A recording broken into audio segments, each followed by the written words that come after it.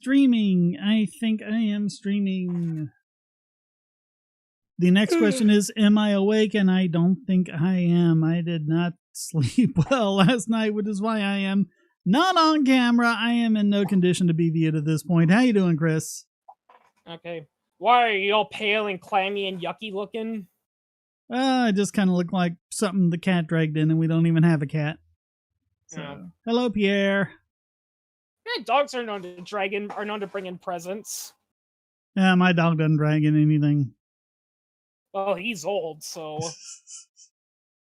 He does good to drag himself out of bed. Yeah. Hello, Kevin. Hello, SKM. By the way, I did tell this joke to my dad, though, one time. It's like, wait a minute, a long, grueling war that lasted longer than it should have came to an end with a mission failure, and a presidential administration is in disgrace because of it? And I call my dad, I'm like, Dad, have I accidentally stepped into 1974? Yeah. Yeah.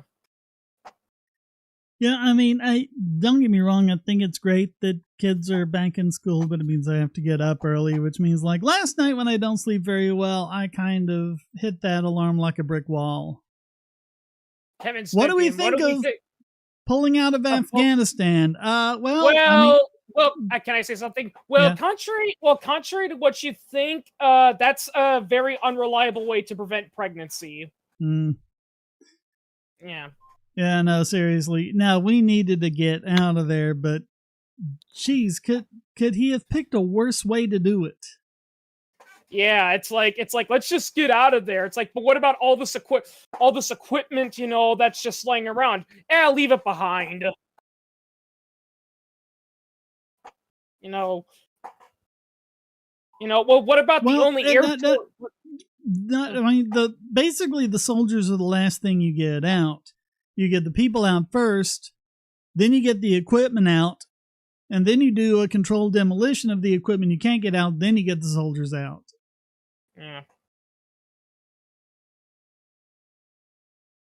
Yeah. Newsom's recall is on the 14th. Oh, okay. The Californians are either stupid or the election system is corrupted. Yes. I mean, you know how we can prove once and for all that California is stupid? And I saw this on an internet meme. They're like, you know what? We are sick of all these big government rules. We're going to move to Texas. Oh, there's an election coming up. Let's vote for the Texas Democrats. I mean, Bruce Schneier pointed this out way when the whole reality winner thing happened, which I guess was 2017, and talk about being prescient for 2020.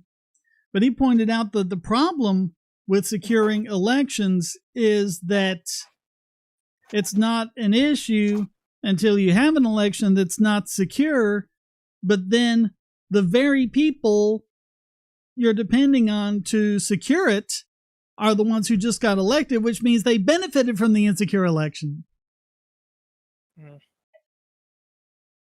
You know, he phrased it better than that, but that was the idea. I mean, I know, the thing that really grinds me about, the 2020 election, and I've never seen like an actual Biden supporter answer this with a straight face. It's like, listen, if there truly was nothing wrong with the election, maybe the best thing to do should have been to investigate the claims, find nothing, and then say, see, you're crazy. Everything went according to plan. That's what I said at the time. They didn't want to do that. And of course, they love to bring out, but what about Trump and Russia? Well, the difference is that they did investigate, and guess what they found? Nothing.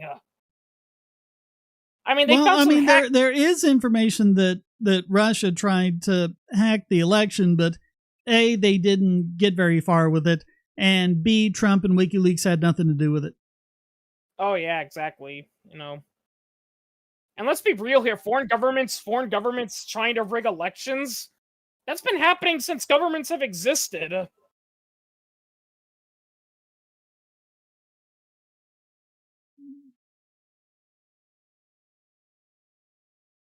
If the people that supported Newsom get him reinstated and he locks back down with a vengeance, would it be justified to forcefully send them back to Cali if you see them trying to flee?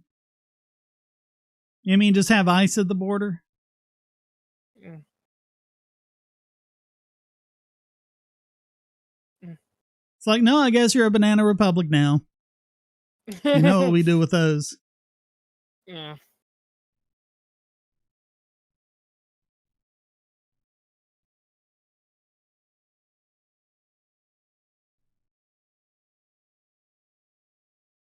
Why are you hiding if you won fair and square? Yeah, people should realize that Kirchhoff's principle dates back to like the late 19th century. It's not specific to computers. Everyone talks about it in the context of computer security, but it's just about security in general.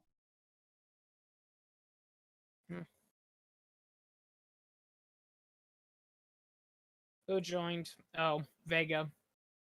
Hey guys. Hey, Vega. How's it going? All right. Yeah, I just released a video on my channel. I don't know if anyone's heard of this guy, but I find what he's doing really disgusting. He's claiming he's been to hell, and it's so horrible, and it never ends, and all this. And I believed him because I was a Christian and all that, but now I think he's just completely made it up just to sell books. And Yeah. I wanted to call him, so I made a video. Who? His name is Bill Weiss. Bill Wiese. You can find him on YouTube, on Amazon, his books and everything. And he caused me to believe that my own brother was experiencing this, and it tormented me. And I was like, no matter how hard I pray, he's never going to be free from this. And I was so sick when I realized he was lying to me. Well, and this is one of the things that always got me about the idea of hell, because if you have a loved one who doesn't believe, then they're burning in hell forever.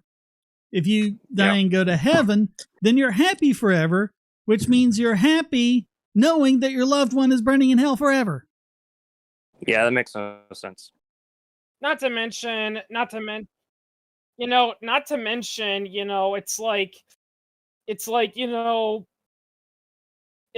listen, if God truly loves everyone, why does hell even exist? Well, that's what I try to explain in my video. I don't think eternal conscious torment is actually in the Bible. I think people are just making that up based on reading words like. Oh yeah, I mean, there's been proof that that hell was invented long before Christianity. When people started saying, well, why should I follow, all these strict rules you're setting up when God loves me and he'll forgive me anyway? So they had to say, oh no, actually, if you do this and that and you don't obey our rules, God will be mad with you. And if you don't repent and rejoin, you'll burn for all eternity in hell. And then there's this giant lie that, all these sins. But if you carefully read the Bible, there's only one sin that is unforgivable: the blasphemy of the Holy Spirit, which I personally believe is rejecting the Holy Spirit all the days of your life, no matter how hard he tries to bring you to God. And all these other quote unquote sins are just an extension of that, like evidence that you don't have the Holy Spirit. So but if you actually read or whatever, that makes you go to hell, I don't think that's true. If you actually read the Bible outside of the lens of Christian dogma, there isn't a concept of hell in there. It's not if you die without being saved, you go to hell, and if you're saved, you go to heaven. As if you die without being saved, you're just dead. John 3:16 says, shall not perish, but have everlasting life. Not shall not burn in torment forever, but have everlasting life. Yeah, go ahead. I was about to say, the irony is that one thing that Jehovah's Witnesses, because we were talking about them a little bit earlier before we started, that they do get right is they don't believe in hell per se. They just believe that if you're not a Jehovah's Witness and you die, that's it. You're not, you cease to exist. It's pretty funny. Yeah, the Bible does talk about destruction, and they take the words everlasting punishment. That means you're everlasting in hell. But the way I had explained to me was, the fact that you die once you go to hell at some point means the punishment is everlasting. You will never find God because it's over. And reading the Bible outside of Christian dogma, talking about going up to heaven, appears to be talking about your physical body.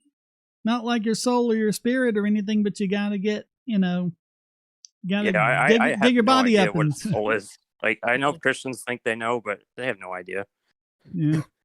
I actually saw. But it's like that's what I never understood about Why did God have to resurrect Jesus? I mean, what does his body have to do with anything? Just have his spirit wander around, say, "Hey, here I am. I'm still here." And then, but no, he had to ascend bodily into heaven. Yeah.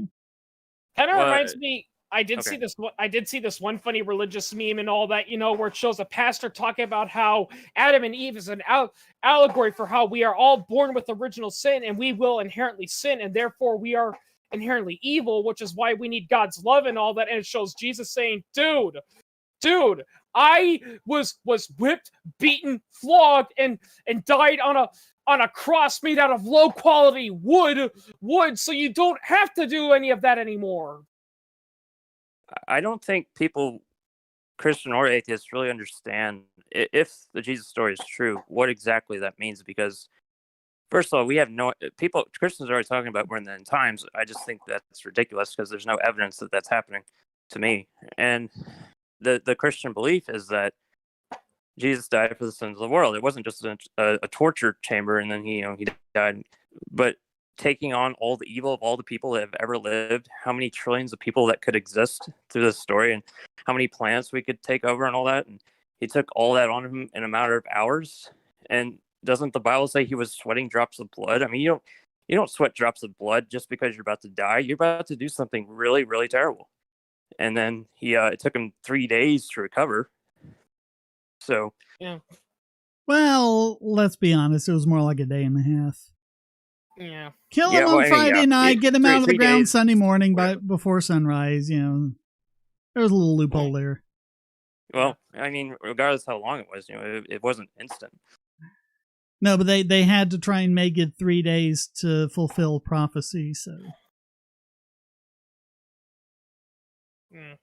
yeah, most of that was retconning. Sorry, but it was.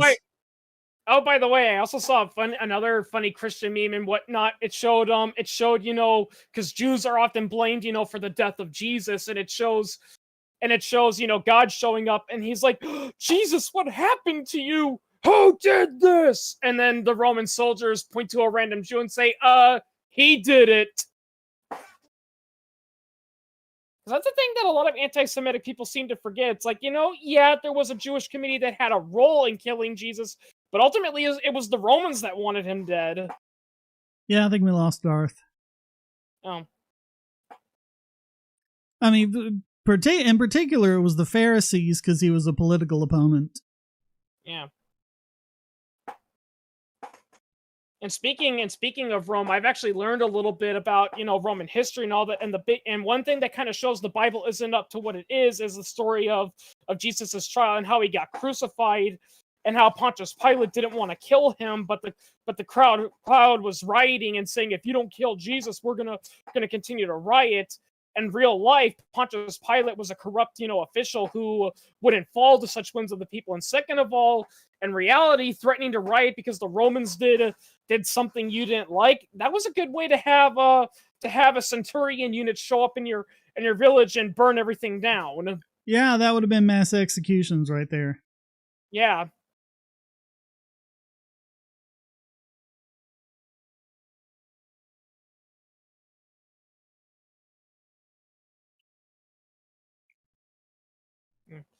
I want to create a hell-like dimension and send these hell preachers there. They want eternal torment. They got it. How about this for a rule? What happens to you when you die is what you believe will happen to the worst person when they die. You know what else is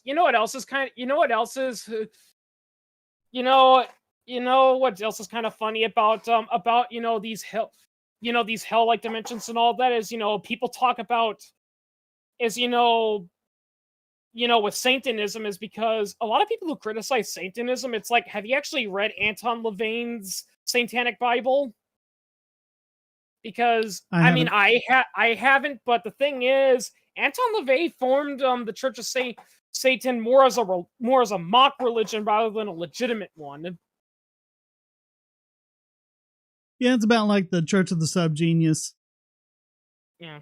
Hey, Bubblegum Gun, $2. Thank you so much. You guys are cringe. Want to debate me, chickens? Well, there's just one problem with that bubblegum gun. It's not that we don't want to debate you. It's that, listen, a lot of people say, oh, this famous atheist slash libertarian doesn't want to debate me, when the actual context is, we did try to debate you, but you just said the same thing we've already heard 1,000 times, and it's like, you know what? Screw it. We got better things to do. Ah, there it is. I was wondering if the new animation was going to show up. Low poly me doing a dance. Yeah, but hey, I mean, I appreciate the $2, but I mean, all you really had to do was give $1 to Patreon or Subscribestar, and then you could have just come right in here on the audio and just talk to us. Because all supporters are welcome in the audio.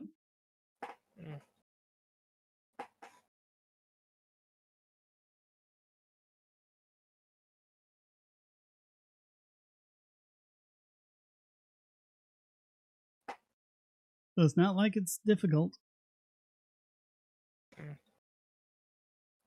We keep losing Darth. I know there are a couple of things he was wanting to talk about, but if he's having issues, maybe we can do those some other time. But okay. Yeah, because it sounded like Darth is religious, so. Yeah. Yeah, he was wanting to talk about the problem of evil, so. Without an account, I think so. I think it's just that they don't get the crypto, but I think I still get it when they watch without an account on Library or Odyssey.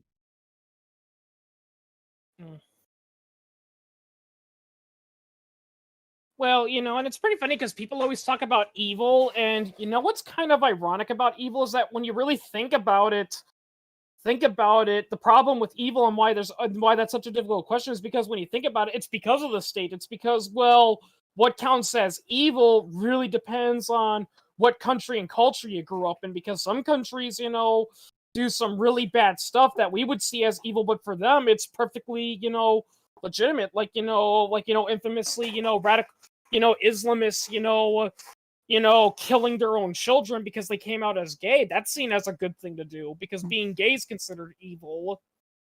Yeah, Punk, that's a low poly me I made in Blender because Adobe just made a Mixamo plugin for Blender. It's free and everything, and so I was playing around with that. So I just did that. Hey, there it is again.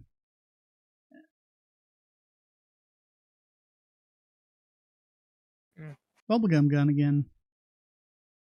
Yeah. But yeah, I mean, the low poly stuff is like real easy to make. You can make that in like 10, 15 minutes. Well, you need to do it. You need to do it through Patreon or Subscribestar. And then what you do is you connect that to Discord, and this audio is in the Discord. You go into the audio call. Is how this works. Yeah, and also, oh crap, what was I going to talk about now?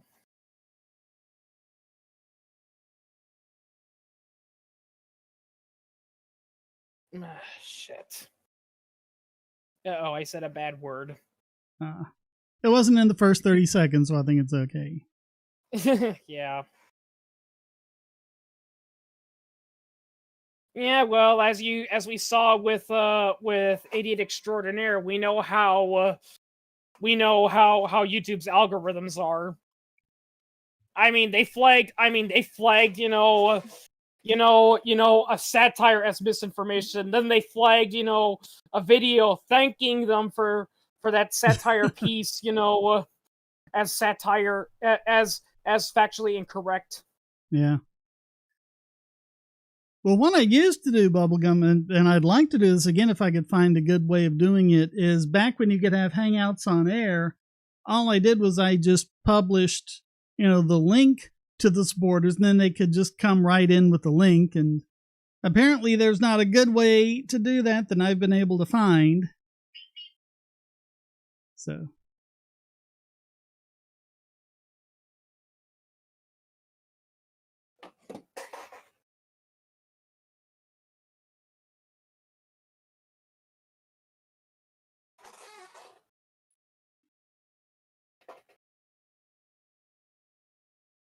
Don't you have to pay for StreamYard?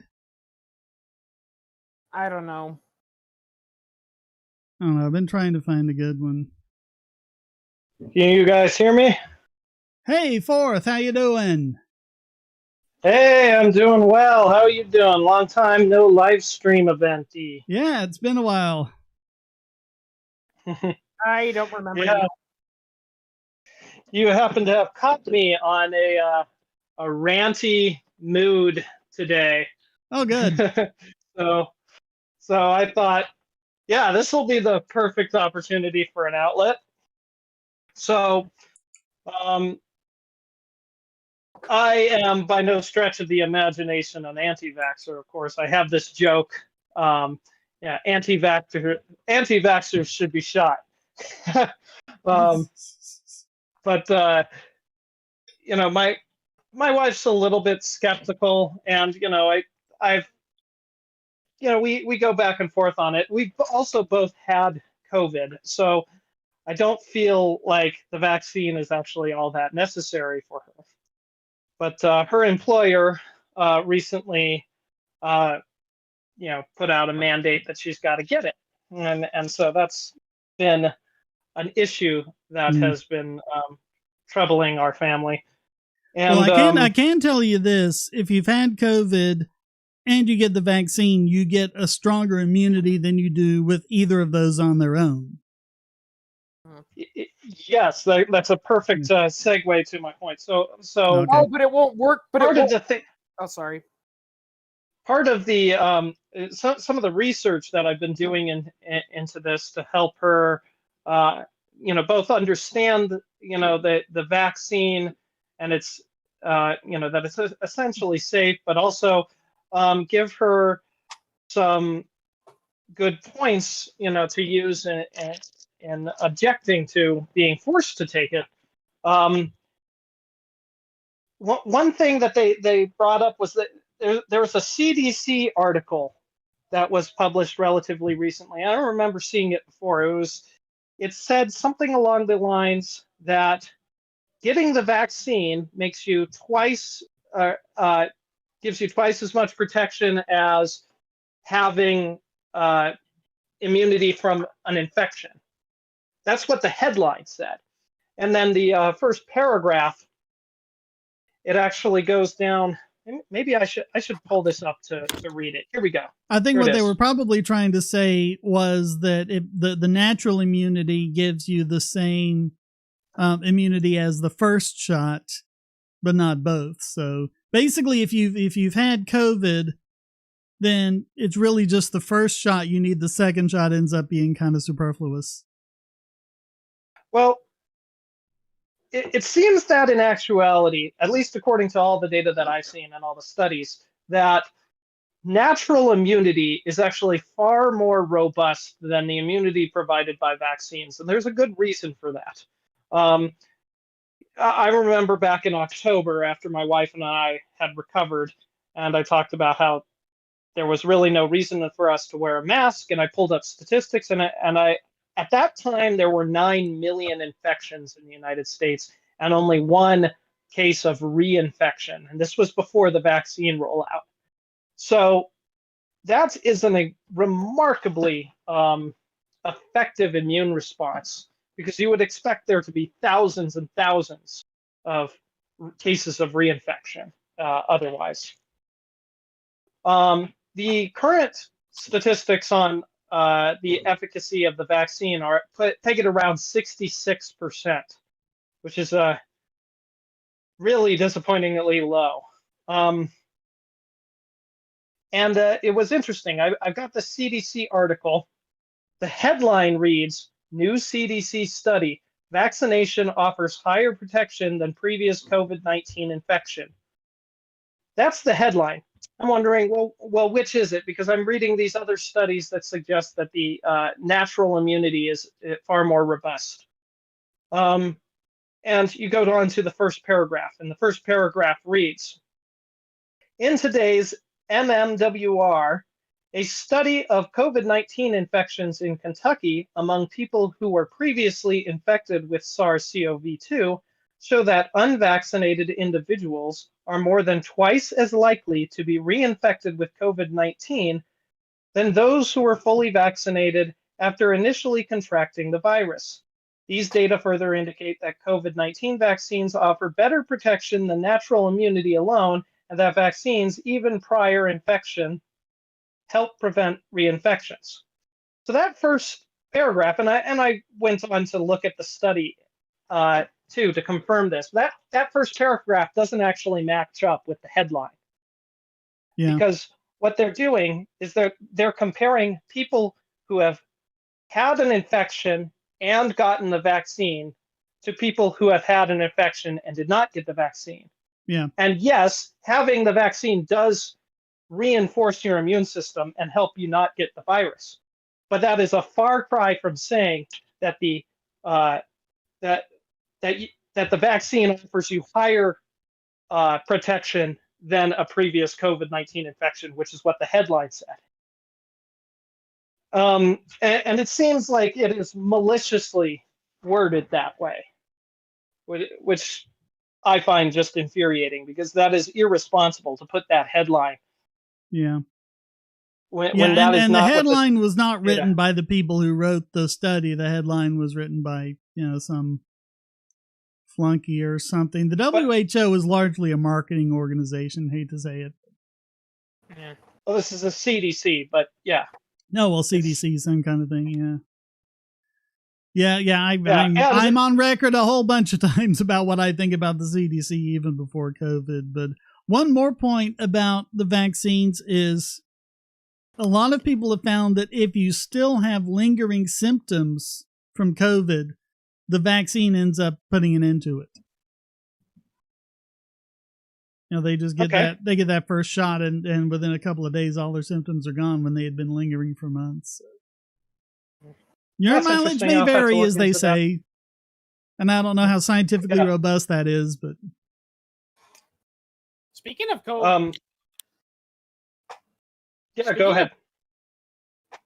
Speaking of COVID, there's recently been evidence that shows that. Now, granted, contrary to popular belief, it was not being made to be a biological weapon, but yes, COVID may have come from a lab. But rather than it being like a biological weapon, it was just pure old incompetence. They were trying to research, doing research on viruses, to better treat them, and someone slipped and dropped the vial, or whatever happened. Yeah, well, I mean, it makes sense because twice before it's been the case that coronavirus has jumped from a bat to humans and caused problems. So it makes perfect sense that, labs would be wanting to study that and why it happens. And I mean, lab escapes have happened before. It's just that a transfer from animal to humans happens a lot more often than lab escapes, so the prior probabilities are on the natural origin. But yeah, we need to ask the question about the lab escapes and investigate it. Again, what is so wrong with investigating? I don't know if the priors are favoring a natural origin. I mean, if you look at the fact that much of the research that they were conducting was right along the lines of what could potentially lead to the creation of this sort of virus. And the virus happened to emerge not in the region where the bat it came from's natural habitat is, but 1,000 miles away from there, and only a few miles from this lab where they're doing the very research that could potentially create such a virus. And there's only so many places on the planet where they would do that research. And they probably were also using that lab because they had lower safety standards than they did in the US, where there was a moratorium against conducting that very research because of the risks involved. I mean, that's hello, Bubblegum. Pretty astounding. Bubble, previously known as Abe Lincoln was a communist. Yep. Can you guys hear me? I can hear you. Give me just 1 second. Let me turn you down because you're kind of hot. Hang on. It could be my microphone. Well, I'm getting it over here. Don't worry about it. That should be good. How you doing? Hey, I'm good. So you guys are atheists, right? Vega is a Christian. He's I'm not sure why he dropped off, and I think the rest of us are atheists. All right. We don't usually talk. We usually don't talk so much about theology in this chat, but if you're asking, I am an atheist. Okay. Well, so we had there Darth is Vega in here a little bit ago talking about Christian theology and the possibility, So- does hell exist and all that. So you guys don't believe in a creator God, right? I do not. I don't. Okay. Well, who you do? I do not. Okay. What about you? What about you, Shane? I do not. Okay. Do you guys realize that your DNA is a digital code? No, it isn't. It is a digital code. It actually isn't. It depends on your definition of code. That's kind of semantics. Oh, okay. Now we'll get into it. Okay. What do you think? What do you think? Do you think? So you're saying it's not a code, huh? No, it's just chemical processes. It's chemical So- mix. no, That's what it is. Then okay. The organization of the nucleotides. Do you think that organization matters? Well, yeah. Well, it matters to And organisms. Sure. It matters for the creation of proteins for the organism. And is that organization of the nucleotides a code? If you want to call it that, then okay. I mean, if you I'll really want to entertain this stretch, argument, let's go ahead. if you really want to stretch the definition of code, but it was actually I'm not digital, I stretching had definition. more of a problem with. Well, I'm not saying Let's it's see where literally- you're going with this. Okay, it's a code for the sake of this argument. Go ahead. No, it is a code. Okay. It's not literally ones and zeros, but it's using the same basics. It's using A, it's using T, and it's using G, as opposed to we're using ones and zeros. Well, those are chemical it's- nucleotides. before base pairs- ACT and G are just shorthands for the four nucleotides that are used. Yes, but Yeah. we're also when you computer code, you're also using ones and zeros.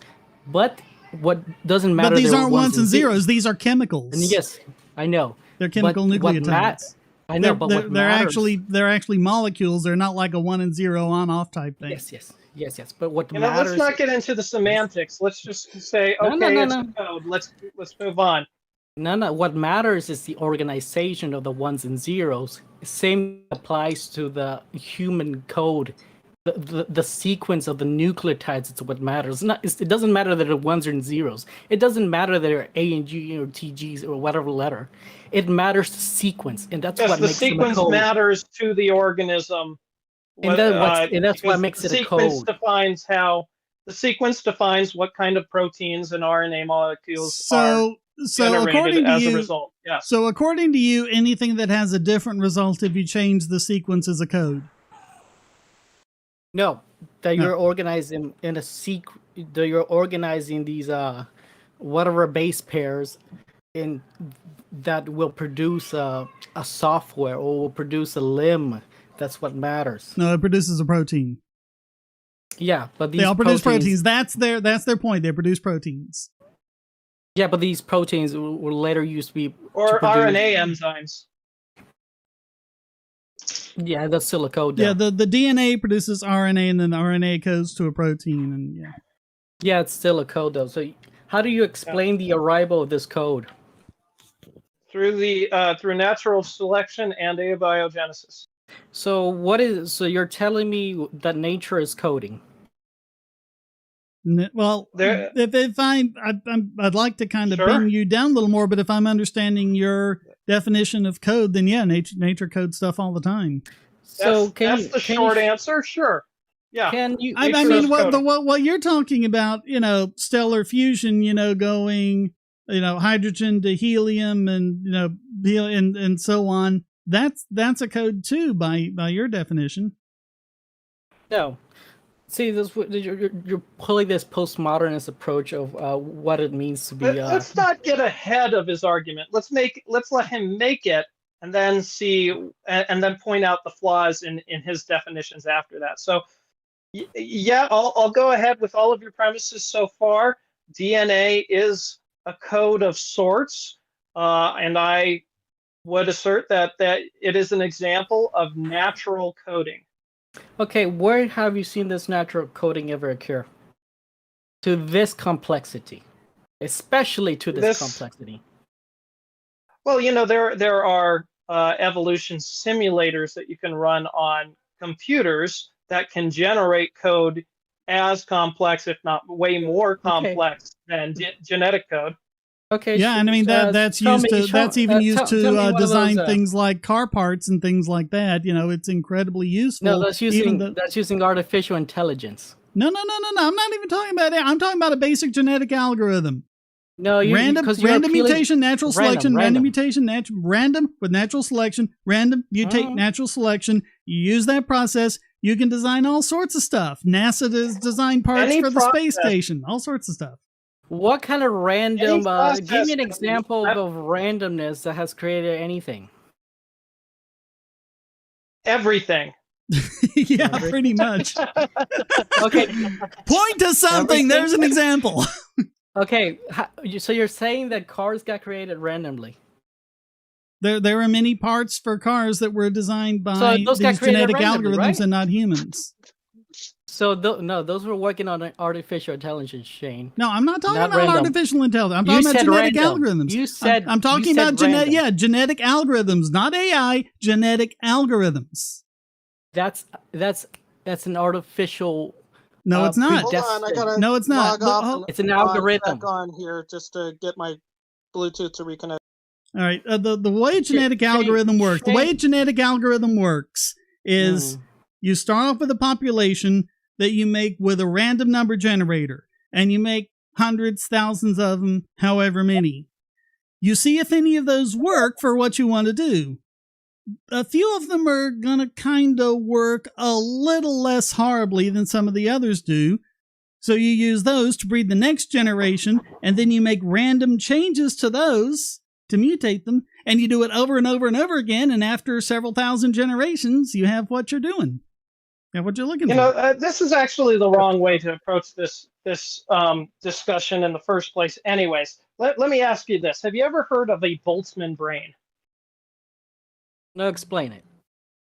A Boltzmann brain is a theoretical example of a mind emerging from total randomness, and it is known through the laws of thermodynamics that this would happen given an infinite void of effectively randomly interacting particles. You do realize the universe is not infinite. No, actually it is. Probably, it is most likely. Do you know about background radiation? Yeah, that isn't the edge of the universe. No, but it proves that's the edge of the that's the edge of the observable universe. That is the most distant point at which light can make it to us. What you're actually looking at is a plasma wall that has redshifted to the point where it's opaquely black. But the universe actually extends beyond that. We just can't see it. Yeah, that's why they say the observable universe. Yes, it's the horizon. Right. But the actual universe itself is most likely completely infinite. Do you have any evidence for that? Maybe. Do you have any evidence for that? Because that is the simplest explanation. That is a simpler explanation than saying a finite universe.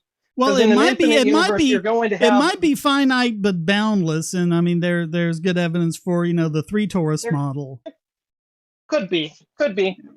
Regardless. So you say there's no Big Bang. A simple assumption. It's a very simple assumption to say that the universe is infinite. That's perfectly consistent with what we see, and we don't have a reason. No. And a lot of it also depends on how you're defining infinity. How would the universe look different if it were infinite? Look, even if the universe was infinite, it would be expanding to the rate that those things at the horizon no longer affect us. So it might as well be finite. Well, finite to us, but you're falling victim to the. So you're not considering the anthropic principle here. because if you have an infinite universe, you're going to have infinite instances of life within that, just from the random noise, if by no other explanation, for example, abiogenesis and natural selection. So I completely reject this idea that the universe is effectively finite as it applies to the validity of this argument. Well, you don't I have any agree, because if evidence you look at a quasar that's 13 billion light years away, almost at the edge of the observable universe, and you consider beings living there, they would be able to see 13 billion light years in that direction past what we can see because they're in a different place from us. Right? There's no reason to believe that we're at the center of the universe. That would be a remarkable coincidence to think that we're at the exact center. Well, and the center of the universe probably isn't even a valid concept. Look, right. Your whole concept of the universe being infinite is not even valid. Why not? Why isn't that valid? Because there was a Big Bang. What does that have to do with it? If there's a beginning, there must be an end. Well, you have a misconception. Not necessarily. No. In fact, dark energy strongly suggests there's not going to be an end to the universe. Yeah, well, it doesn't. If I may point whether or not there's a beginning and end to the universe, it doesn't mean that the spatial dimensions are bounded. That's it. You're just talking about time. And can I point something out, if I may point out, a big misconception about the Big Bang Theory is that it created the universe. It did not. It just created the universe in its current form. Right. It was a transition event from a point where the universe was extremely dense and extremely hot, and our current models of physics don't really apply to that. But it does not. It's not to suggest that there was nothing before. And in fact, the whole concept of there being a before is kind of incoherent, because time is generally measured by the amount of change that occurs. But as you crank the clock back towards the Big Bang, change is happening faster and faster and faster. So in effect, you could consider time to infinite. You could dial it back infinitely, and what we consider the 0 point is actually infinitely in the past. Well, that's if you're measuring it by the amount of change that occurs. That's great speculation about the universe, but that still doesn't answer how does randomness create anything. Oh, it does answer that, because okay, if I have let's say a screen of pixels, and the pixels are randomly selected. Well, if I refresh that screen to a random image an infinite number of times, some of those images are going to be of me riding a donkey or something. It's, in fact, every possible image will exist eventually. I'll eventually come across that. So given a large enough space for these unlikely events to occur, they'll still occur an infinite number of times. Yeah, you don't even need an infinite number of tries. You just need an appropriate number of tries for the number of pixel configurations. So I mean, if you're talking about like a 100 by 100 pixel black and white image, it's not going to take that long. So you do actually buy into the idea that the universe can accidentally poop out like a Boeing airplane or a computer out of nowhere? Okay. There is absolutely nothing. There is absolutely nothing. Hold on. There is absolutely nothing anywhere in the laws of physics that says that is impossible. So, but you actually think it's possible then? It's incredibly unlikely, but it's not impossible. It's incredibly unlikely in a single instant for that in a single instant in a specific location for that to occur. So you're telling you multiply that likelihood by the size of the universe, which is apparently infinite, and you realize, it's going to happen infinitely. If the universe is infinite, it will happen an infinite number of times. I have to ask you. It's mathematically demonstrable. First off, you're basing your opinion on a bunch of faith. Secondly, the universe is not infinite. Thirdly, you don't even have enough matter. How do you know it's not infinite? Observable universe. How do you know it's not infinite? Because there was a Big Bang. We've already No, that explained just why means it's not why that doesn't infinitely follow. old by your model of age. That just means it's not infinitely old by your perception of what time is. That's all that But means. look, you're Hey, basing your Bubble, opinion Bubble, on some you sort of idea of faith. You can No, say I'm that. giving okay, you an example of how it can happen. Okay, you challenged me for how could randomness result in this or that, and I said it can happen actually from totally random chance if you have an infinite void. Can I yeah, I ask? can. Look, your idea requires a bunch of faith, like more faith than a creator god. No, it And doesn't. that's It No, it just doesn't. requires enough chances for it to happen. That's the thing. Yeah, you So don't like have so enough like if chance. you only think assumption about fourth root riding a horse. If we're gonna say it's 100 pixels by 100 pixels, black and white, that's 100 times 100 times 8, whatever that would be. That's how many different possibilities there are of a black and white graphic that size. If you run the computer for that number of times, there's a pretty good chance you're going to get that at one of those points. And that's assuming that there is only one possible configuration that gets you fourth root riding a horse, as opposed to the horse facing the left, the horse facing the right, the horse at an angle, different kinds of horses, No, the problem is Right. you don't even have enough time for this to even occur through randomness. It's not Hang just on. about What time. you're gonna end up with is 100% failure. Okay, that's it's not about the 80,000 amount of 80,000 different possibilities there. Even if we assume that only one of them is a match, and we do one every second, that's over 1,300 minutes, which is 22 hours. I can get it in less than a day with one try every second. I can get fourth root No, you riding a won't. horse by complete randomness. By the randomness. Okay, I would like to see. I would like you to try to see you do that. Well, why don't you try calculating the odds of getting that same image? Like, why don't you do the math here and calculate what are Okay, the odds of this? do you- So how many instances of a possible instances would have to occur to produce that? So Do you how want- many do you- different look- ways can life emerge? How many different ways could some sort of process be self-replicating? All you need is something that's replicating, that contains information about itself, and that is prone to change with each replication, and finite resources imposed on that system to cause something analogous to life to occur, which could conceivably evolve to the point of having consciousness. That's really all that you need to have. Do you know how many tries you would need to even approach a possibility of your ideas even being true? I know that it's a finite number. I know that it is a finite number, so I don't need to calculate it. As long as the universe is infinite, then it's going to happen an infinite number of times if that number is finite. If the probability is finite, it's going to happen an infinite number of times. So you don't think an infinite amount of failures is also possible?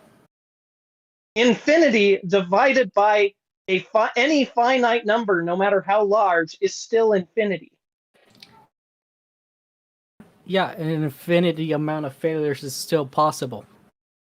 Yeah, but it doesn't But matter. you'll also how many have an infinite cases of amount of non-life there successes. is. It doesn't matter how often how many times that the process fails to occur. What matters is, can it occur at all? And the fact is, there are arrangements of matter that are self-replicating and subject to natural selection, and therefore it'll happen in a large. And that's assuming that there are an infinite number of configurations. Crystallization isn't the same as coding. Why not? Okay. Isn't the code for a crystal in its molecular structure? Because that's how they form. No, the complexity is very different. The complexity of a computer versus that of a calculator is very different. The complexity of a computer versus one of those ancient little bead, what do they call it when you move the little beads to one side to another? Abacus. Abacus. There you go. Those are different complexities. Okay, let me ask you then. Okay, it's more complex. If all of this, hold on. Complex. Hold on. If all of this is so unlikely, even given the amount of tries we've had, how much more likely is an absolutely perfect and all-powerful God, even though logically there would have only been one try for that? Here's the thing. I'm not even a Christian. This is where I got you guys. I'm not a freaking Christian, but I still believe in creationism. Well, no, but you asked the question, so I'm throwing the question back at you. What is your explanation for it, then? What is your explanation? And how is it simpler than our explanation? It's not simpler. But then it should be rejected through Occam's razor. No, because we're talking about a God. The simplest explanation is most likely the correct one. That's Occam's razor. So isn't the simplest explanation God, rather than this complicated I just randomness? I just explained why it isn't. No, because God is an inherently complicated entity. If something exists that could be described as a God, it's an inherently far more complicated entity than the universe's laws of physics as we know them. Yeah, God would be like the most complex entity possible that had to happen initially and all in one go. Yes, that's actually what happens with your organism. It has to be all in one go as well. No, it doesn't. No. Zillions of tries. We get zillions of tries over billions of years. Every single planet in this universe, which very well might be infinite, is a new opportunity for life to emerge. In fact, you multiply that by the time that the planets are in existence too. So there's a huge amount of tries, and all that needs to happen is the occurrence of one self-replicating system. You don't even have enough time for these chances to even occur. What are you? Why do you say that? Because I told you that as you crank the clock back towards the Big Bang, change is occurring faster and faster and faster. So the number of instances in which something self-replicating could occur are increasing at an increasing rate. So that in a certain sense, there is an infinite number of opportunities for something self-replicating to have emerged between now and the Big Bang. So tell me, how many tries do you think of shaking all these amino acids in like some sort of jar, shaking them all up randomly? How many tries do you think it'll take you to finally get to a coded protein? A large but finite number. That's why don't you look at the work of Dr. Jack Shostak, which is actually working on exactly that question, and he actually has self-replicating protocells formulating under conditions that existed in the early Earth in the oceans near hydrothermal vents. No, they're usually using is already they're using other living things. They never start from No, he's not. No, he's not. No living things. No living things. Polymerized on montmorillonite. So he's creating life. Is that what you're saying?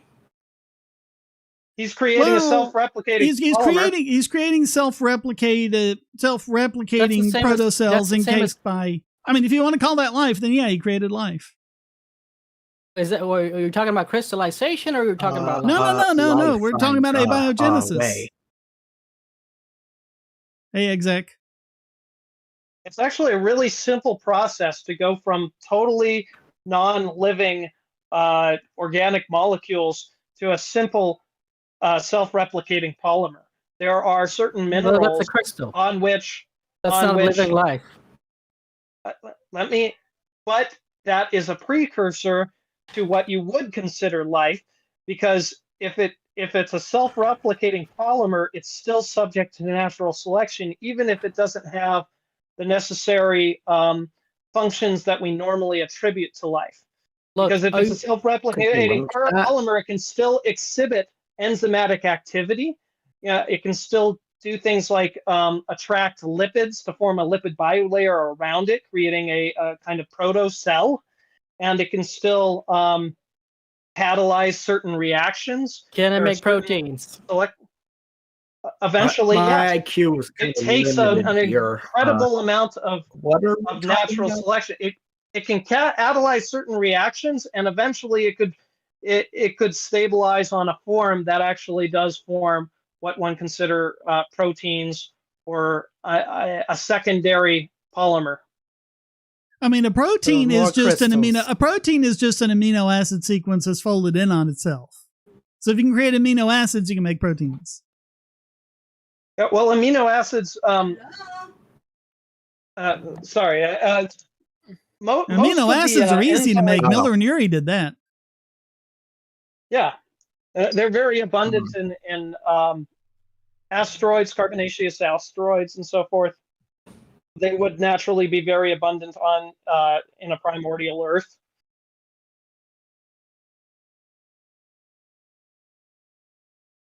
So you've got an entire ocean. Oh, creationism. Okay.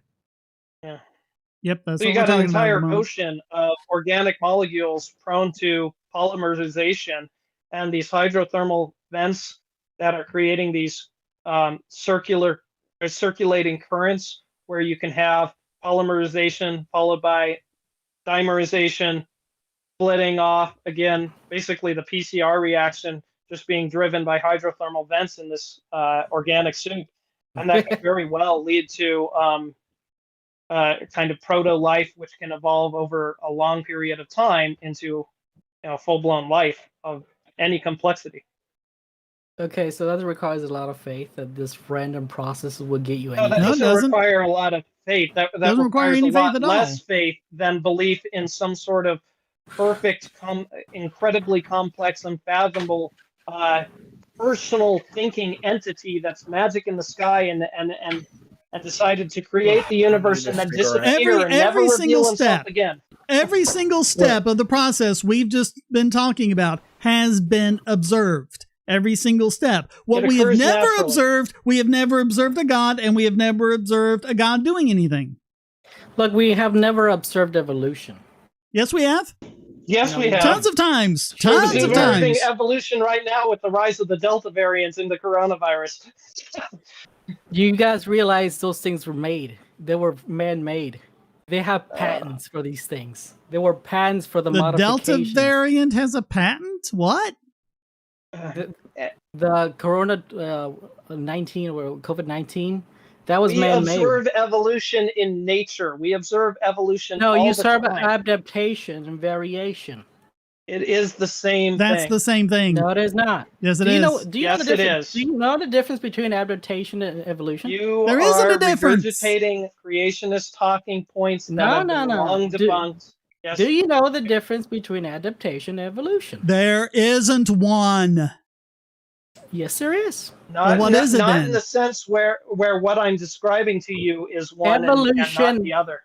Evolution is the bringing about of a new protein that will provide some sort of new anatomical And we've feature. seen Happens all that. the We've time. seen that in bacteria. which Happens have all the evolved time. We the got ability bacteria that can digest spontaneously to nylon, digest bacteria that can digest nylon. plastic. Yes.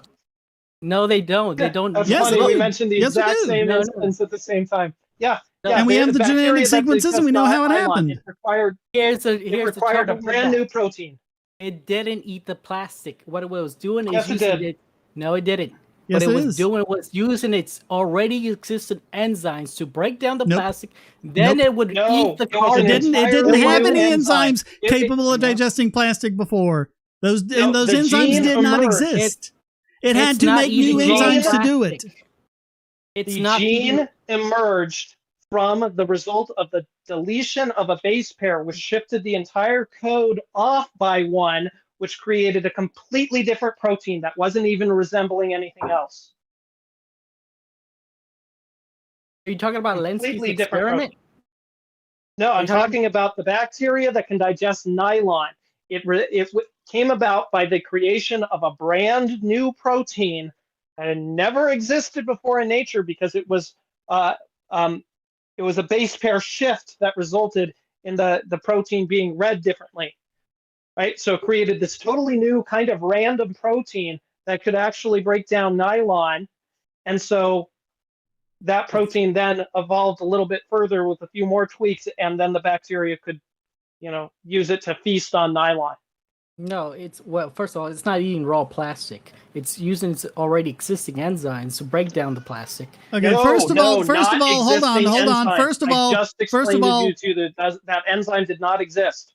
First of all, the do nylon you eating wanna- bacteria and the we're plastic talking eating in idea are two circles. different things. Because this is Those very are two different similar ones. to Lansky's experiment with this E. coli eating citrate. Okay. Or citrate. Do you know Lansky's experiment? Yep, Okay. and it's the same thing. It's the same here's thing. The thing. Okay, yeah, that's what you guys think. But here's the kicker. No, it's what we know. We have the genetic sequences proving Here's it. the kicker, Shane. Here's the kicker. It didn't create a new protein. What it did. Yes, it did.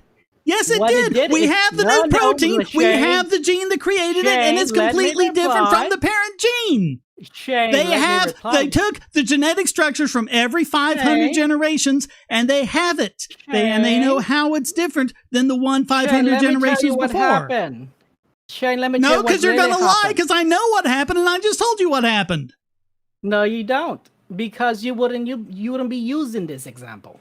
What happened in Lansky's experiment? You're the one who brought what- up this example. This wasn't our example. You're the one who brought it up. What happened in And Lansky's where did you hear about this, might I ask? This is like the longest running evolution experiment. Who hasn't heard of But it? where did you learn about this? Who told you this? That How does this it was just an apply to the adaptation of an situation? existing. Okay, let me first reply to Lansky's experiment. What happened in Lansky's experiment was that there wasn't no new protein creation.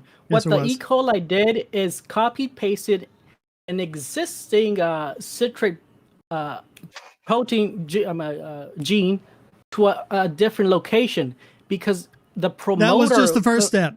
That was just the first step. Yeah, but there's No, the gonna be gene errors duplication, the involved, duplicate and gene those did not errors have go any on more. to The make duplicate new gene did not code. have any more Shane, ability to Shane, digest why are you citrate than the cutting me parent gene. off?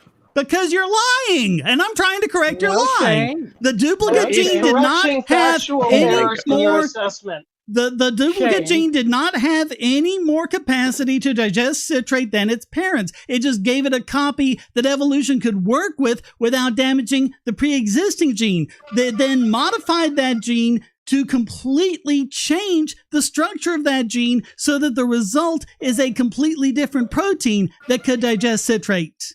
And so No, that's how Shane. it makes a whole different What- gene. No, Shane. What was happening? It started off with the duplication, and then it changed the duplicate into an entirely different gene. No, it didn't change. Same thing Yes, it happened with did. our Shane, let me- detecting red Shane, and let green me light. tell. Let me tell what happened.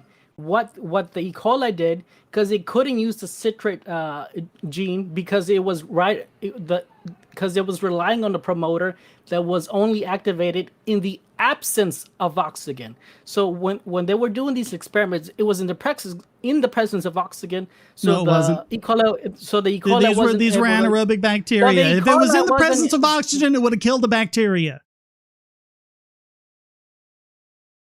Because these are anaerobic bacteria. How is any E. coli gonna live without oxygen? Because it's Anaerobic. anaerobic. It's anaerobic bacteria. Do you So know you're what telling me anaerobic that- means? So you're saying you can't find E. coli out in the wild? There's oxygen literally everywhere. You can. No, No, there there's isn't. not No, oxygen. no, there's not literally oxygen everywhere. literally There is everywhere. there is not oxygen at the bottom of a bog, for example, where the decay of You think- organic matter has actually So you're reduced the saying- amount of oxygen to effectively zero. Have you ever seen how Lansky was doing his experiments? They were doing it. I know in the exactly open how air. it was done. I've read the studies and I've looked at They the were genetic doing it sequences. in the open air in the presence of No, oxygen. no. They were doing it in beakers, in fluids in beakers. It was not So in the you- so open you're- air.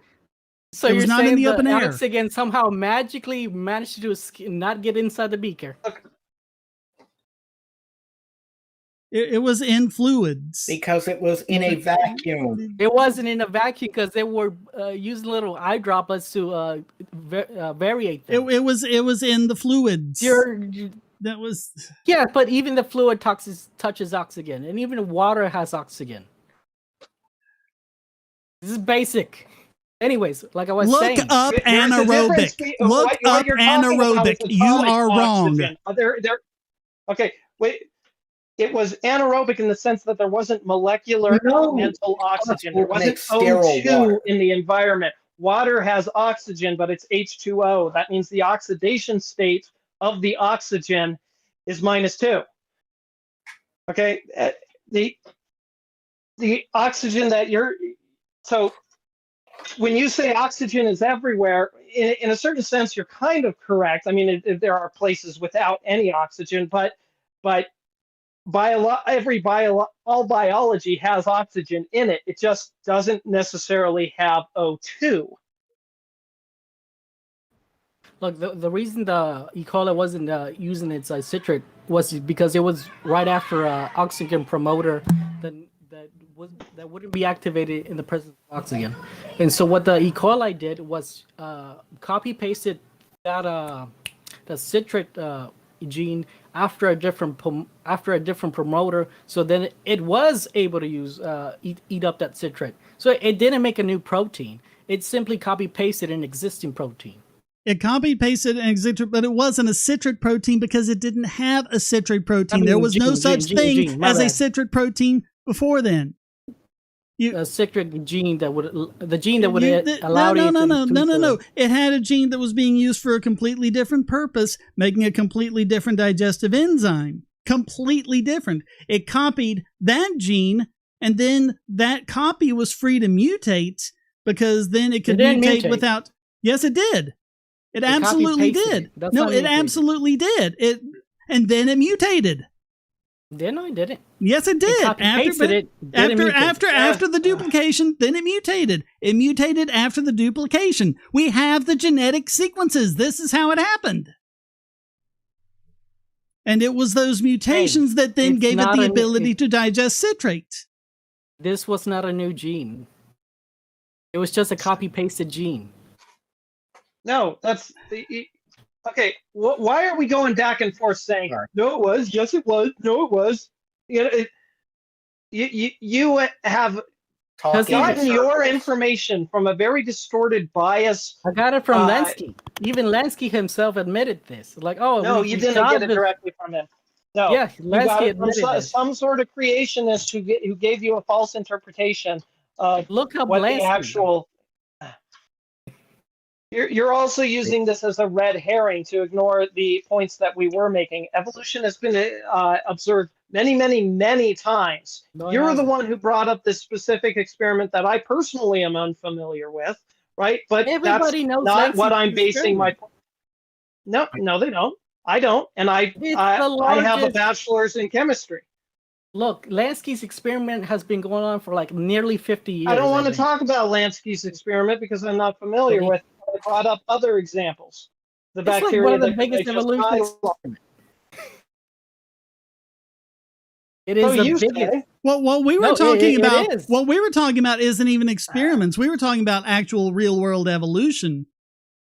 Does it? Yeah. Fourth mentioned the case where bacteria learned to evolve to digest nylon. I mentioned one where they evolved to digest plastic, and it's pretty much a similar process. You have a gene duplication followed by mutations, resulting in a completely new gene, making a completely novel protein that gives it a new function.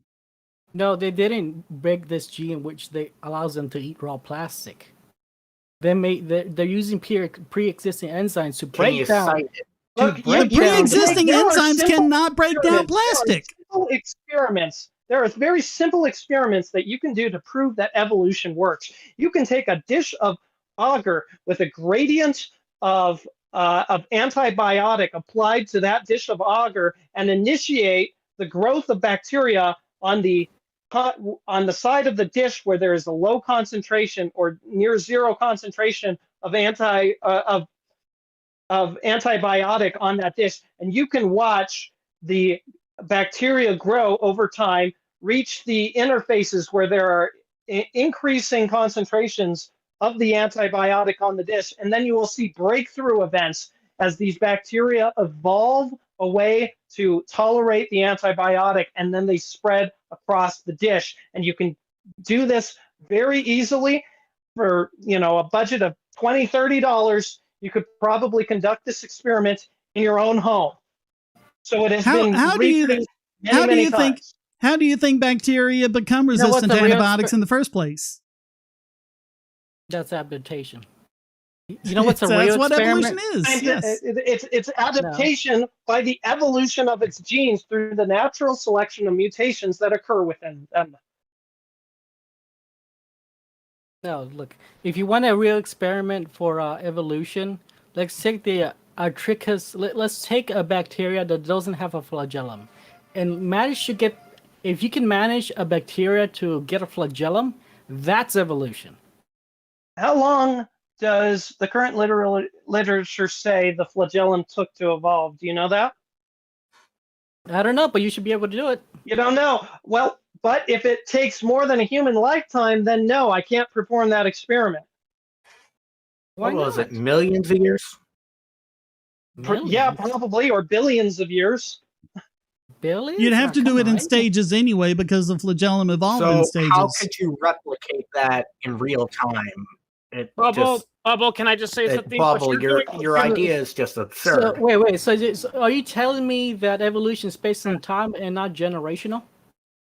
Evolution requires time. Is it based on time It or requires generation? both. You have the more profound of a change that you want to observe, the more generations of evolution you have to conduct your experiment through. And I'm just gonna say this, Bubble. Everything you're doing is just incredulity. It's I can't think of something, so therefore it must be wrong, or you're confused. Listen, you're clearly Well, no, confused. you're not even proving it. You're not- You are clearly confused about how this process works. And when you're confused, the first thing you're supposed to do is evaluate your process of thought and come and think, maybe my way of thinking is wrong and there's something I don't understand. You don't say, I'm confused, therefore it's wrong. No, because I vote we boot him from the Discord. Oh yeah, because you guys don't have any proof for evolution. Give me one. We've given you No, several. no, we're going around in No, you circles. don't. We've given you plenty of opportunities to engage with our arguments in an intellectually honest way, and you failed multiple times. I vote that we boot him from the Discord and move on to more productive conversation. Okay, sure. Because you look, you guys don't have anything. You have no response. All you're basing your things is a bunch of faith of randomness. Good luck with that. Faith You of Projection don't ones. have any response. You just We've keep got having to genetic go sequences. around in a circle. Yeah, listen, Bubble. I'm sorry I have to bring this up, but you remind me of that lady that's marketing Jilly Juice. Because every time people brought up how it's bad, like a good example is every time they said, listen, it's causing diarrhea and that's not good, she would just go, it's not diarrhea, it's waterfalls. So you're saying it's not adaptation, it's evolution. No, we're saying those are the Adaptation- same thing. Adaptation They're is a not. process. You don't know of that. You don't. Oh, hold on. You don't Oh, even all right, know all right, the all right. difference. Let's go it from this angle, Bubble. How, in your mind, does adaptation happen in an organism? What is the process? Adaptation is using what the already existing genes the animal has, and it promotes them or it demotes them. For example, if How does it promote them or demote them? What's the process? You have promoters in front of genes. So example, if you're let's say if you're in a cold climate and you're like a furry animal when you go from winter to cold, those genes will get promoted from time to time. How do the genes get promoted? Okay, do you remember Darwin's finches?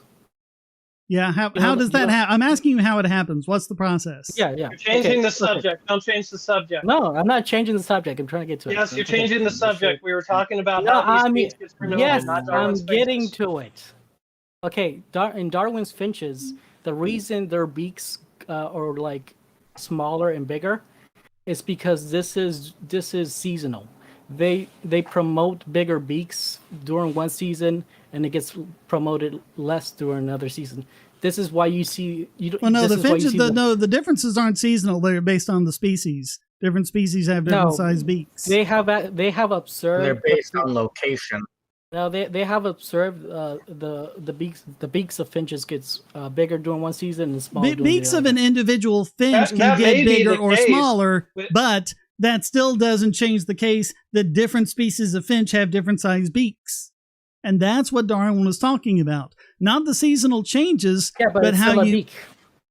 What evolution would be, it's that beak not longer being a beak, but like let's say turning into something different that's not a beak. Okay, so if I had a mutant chicken that had no beak, that would disprove your position.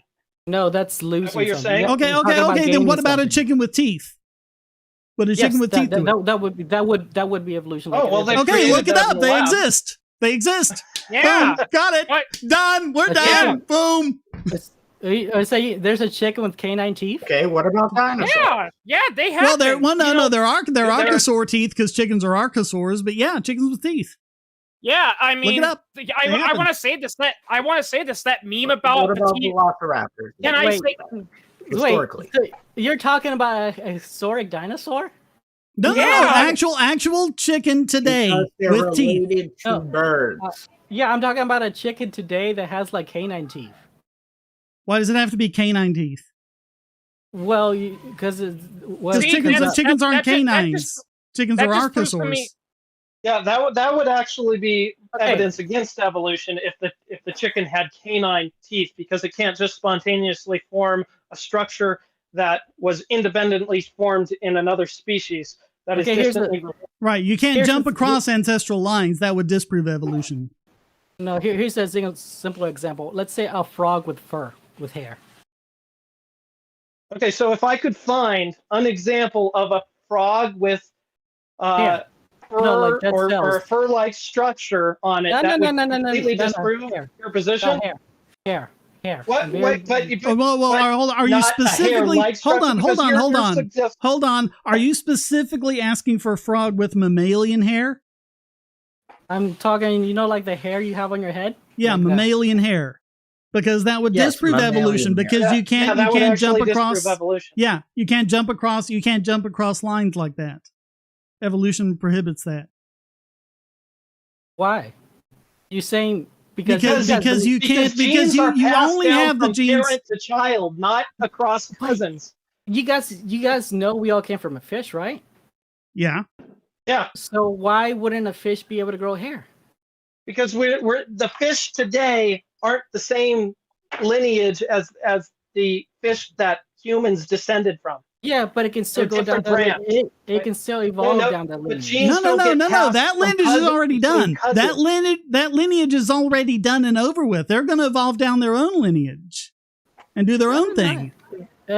Evolution is not about what lineage you want. It's what the environment through natural selection tells you what you're gonna. I mean, if you're talking about what the environment wants, then if growing something similar to mammalian hair will help them survive, then yeah, they'll probably do it, but it still won't be mammalian hair. It'll be their own little hair structure. Why can't you just say yes? Like, you should be able to grow a frog with hair. Because we understand evolution more than you do. And not to mention, every time we do say yes, you keep going, no, that's not it. It has to be this thing. No, Going back to the chicken with teeth. you're the one saying no. It has to be this thing. Why No, can't it just be you're the this? one. You're the one who we're saying started jumping across It lines. wouldn't be mammalian hair. It would be amphibian hair. It would be something new that wouldn't necessarily. It would most likely not resemble mammalian hair. But a frog could certainly evolve some sort of cilia or hair-like structure that there's nothing prohibiting that at all. I'm trying to think of an animal that's in the water that has whiskers. Let's see. Trying to think of a. You never did answer my question. Let's not worry about teeth or hair or anything like that. Let's talk about genes getting promoted or demoted. How does that happen? What is the process that makes a gene promoted in the descendants of a specimen? I would say that's probably the environment. But how does the environment cause the gene to be promoted? Because it's seasonal. For example, when the. Now, I'm not When talking there's about more seasonal. nuts. I'm talking about ancestral. Not ancestral. You're talking about. Let me back up. Because the adaptations we were talking about earlier are not seasonal or anything. This was before you brought up the these are finches and all adaptation. that. The way things become more promoted is through dominant genes. You're not answering the question. Yeah, the way that things become more promoted and through generationals through the dominant gene. It's not even a matter of dominant and recessive. Genes get turned on and off or become strengthened or less by another genetic sequence. There's a genetic sequence that determines whether this gene is active or not, or how active it is. Well, it can also occur through methylation of cytosine. Oh, Taya Gopher actually posted something in the Discord chat. Apparently, yes, there is a frog that grows hair. Boom! No, it doesn't grow hair. It grows hairy its living frog. cells. No, it's not Trichobacterus hair. robustus. And I guarantee you that the hair that frog grows is not mammalian hair. Yeah. It's not hair like your hair on the head. See, It's not mammalian hair, right? Because evolution works, right? Because it's No. something new that didn't evolve in mammals. It's a It new evolved- type of hair. Yeah. No, because it's not hair. See, you're doing it again. You're doing No, it again. There's Because you don't there know is what- absolutely no evidence that we could bring up that is consistent with the theory of evolution that you would accept. There's absolutely nothing that we can say. That's No, why this let me tell discussion you is why. pointless. Let me tell you why. Because the hair on that frog is not like the hair on your head. Those are actually that's living skin. It's not actually hair. I've Yeah, seen this frog. Right? It's different from Okay, that's so exactly it what we used predicted. What are you used talking about? epithelial cells instead of keratin. So what? It's not hair like your head on your head. That's what So I That's want. what we were what? saying. That's exactly Okay, what we it's predicted. made of keratin. Again? I didn't hear you. Again, you're just like that lady who promotes jelly juice. No, because juice. you're not showing me evidence. You're saying like, look, this living hair that is not hair. I'm gonna say it's hair. It's not hair. By He whose said definition? that frog that could evolve a hair-like structure, but it is No, I unlikely said to hair. have. I very specifically And said we the said hair that the like on theory your of head. evolution does not predict that frogs would grow hair. Yes, but you somehow think that fish will grow hair eventually? We never said they would. Our lineage. What are you talking about, Bubbles? God. Do you believe you came from a fish? This is We moving the just showed that goalposts frogs 40 could Do evolve you- a hair-like structure, and the hair-like do you- structure can have do all you kinds of believe- properties. And Do you- why couldn't one of those lineages resulted in mammalian hair, which it Do did? you believe you came from a fish? I believe that my ancestral lineage came from fish. Yes. So by that But not the same fish we have today. But not the same fish we have today. There is nothing against in the evolutionary theory that would prevent a fish from going hair like the one you have in your head. Well, over billions of years, it wouldn't and be it is mammalian hair. improbable to resemble the hair that we currently have. Yeah. But we would not expect it to But be it's- mammalian hair because No, it's no, not from that lineage. No, Right? It's a probability thing, and the amount of time that it takes for the same for the structures to evolve. That takes naturally a very long and the amount fact of time. and the for fact and the evolution to fact work. that it used you don't have enough time. and the fact that it used a different kind of cell just shows what evolution is all about, because our eyes, the eyes of tetrapods, are made from nerve cells. The eyes of the octopus are made from skin cells, and yet their eyes are just as good as, if not better than ours, and they're that same lens type eye. They're just made a different way because they're from a different evolutionary lineage. So you don't have any Bubbles, have evidence you for read evolution. The Ancestor's Tale? Huh? Again? It's a good book. I read it when I was in middle school. Oh yeah, the Okay. Ancestor's It Tale. It's a explains good one, yeah. evolution a hell of a lot better than I can. Well, look, if you want to show evolution, get a germ. It's by Richard Dawkins. and he's an evolutionary biologist, and he explains it way better than I could. Yeah, it's a good book. Richard Dawkins sucks. Why? Because even Today, you're now just going to chalk it up to not actually read it. Wow, genetic No. fallacy much? no, because I've seen his work. What have you seen? He lost. Okay, yeah. You ever seen him talk to Ben Stein? What work Yeah. have you read? Yeah, you're you're talking. referring No, to, you're. I know the movie you're um, talking about. I wrote lie correcting subtitles for it. Yeah, they completely edited the bejesus out of him to make him look bad. No. In the talk he had with Ben Stein, in the talk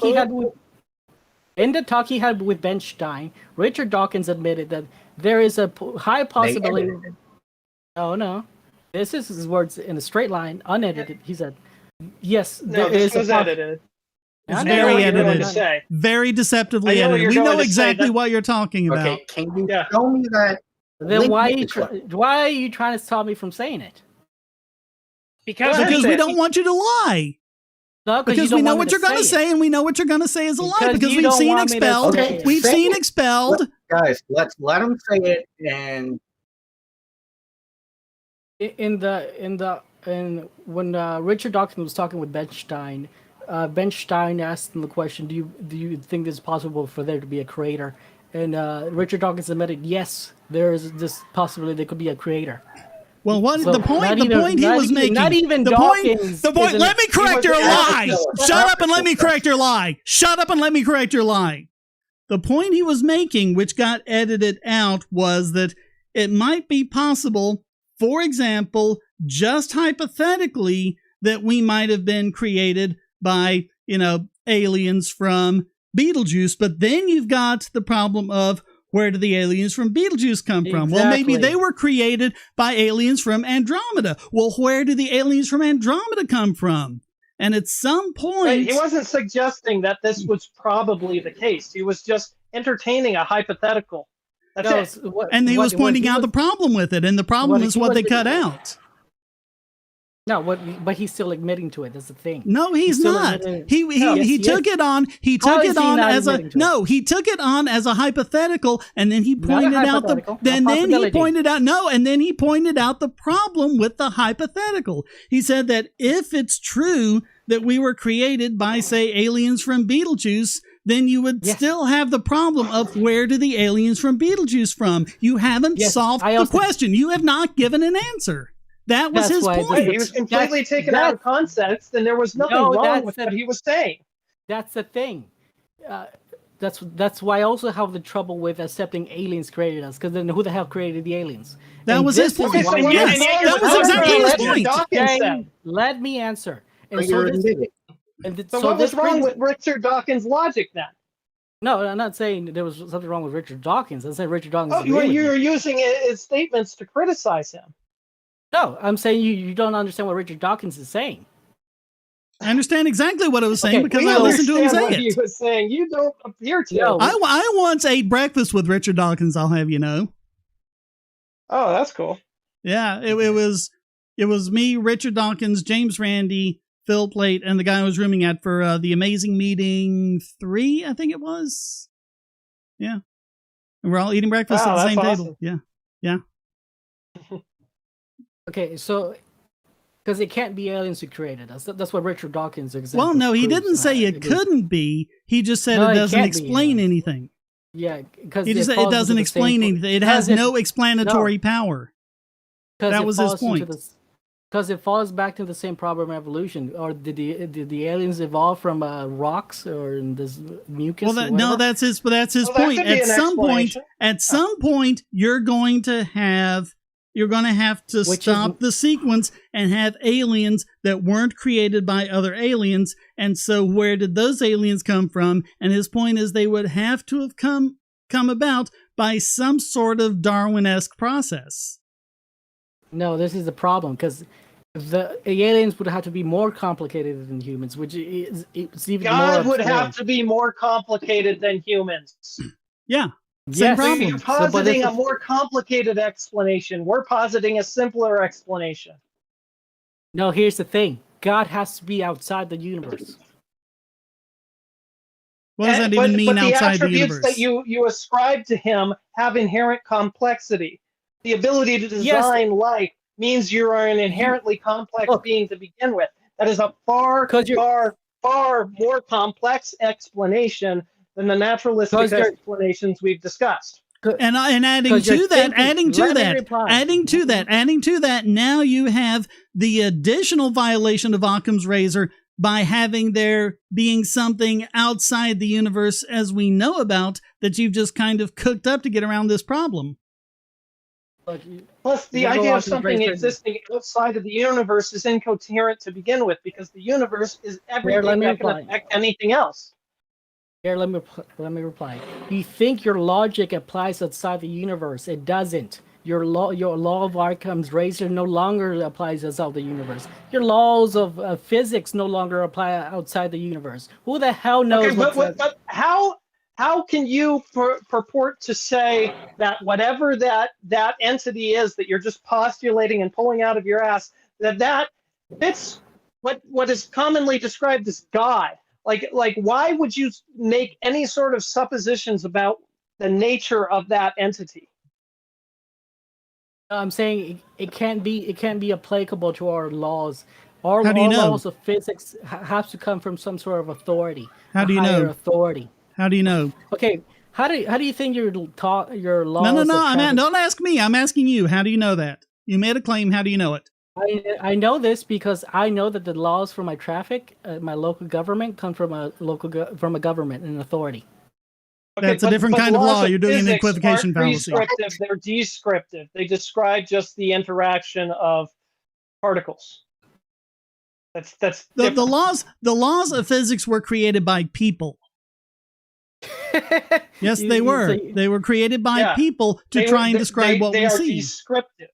And we changed those laws. We changed those laws based on what we see, because we used to have laws called Newtonian physics. We found out those weren't quite right, so we then made laws called Einsteinian physics, relativistic physics. Turns out those aren't quite right. Now we have different laws called quantum physics.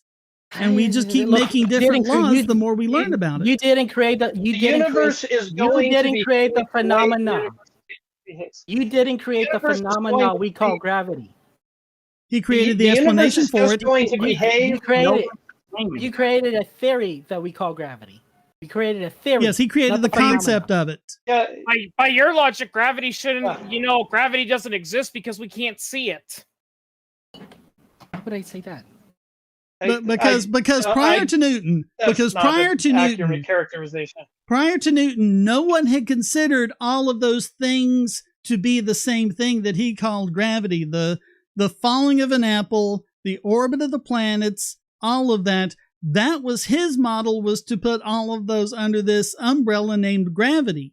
No one had done that before. Everyone was thinking they were separate things. Phenomena. Yeah, he was trying to explain. He was trying to explain observed phenomena, but gravity is not an observed phenomena. Apples falling is an observed phenomena. Planets orbiting is an observed phenomena. He was trying to come up with a consistent explanation for that, and he came up with the concept of gravity as an explanation. Yeah, look, just because I can't see radio signals doesn't mean I don't think radio signals don't exist, or the phenomena of radio signals. But radio signals still follow the laws of physics. Phenomena of laws of physics, what we call laws of physics. But you were saying those don't apply outside the universe. Why not? How do you know? That was my question. Because our universe is finite. How do you know that? Because there was a Big Bang. Okay, see, we've been through this. We've been through this already.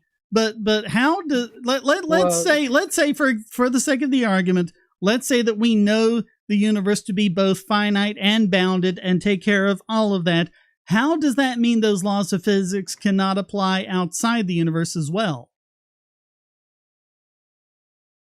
Or to put it another way, since we, for example, changed the laws of physics when we found the quantum realm, why can't we then come up with a new coherent laws of physics when we discover this outside the universe place?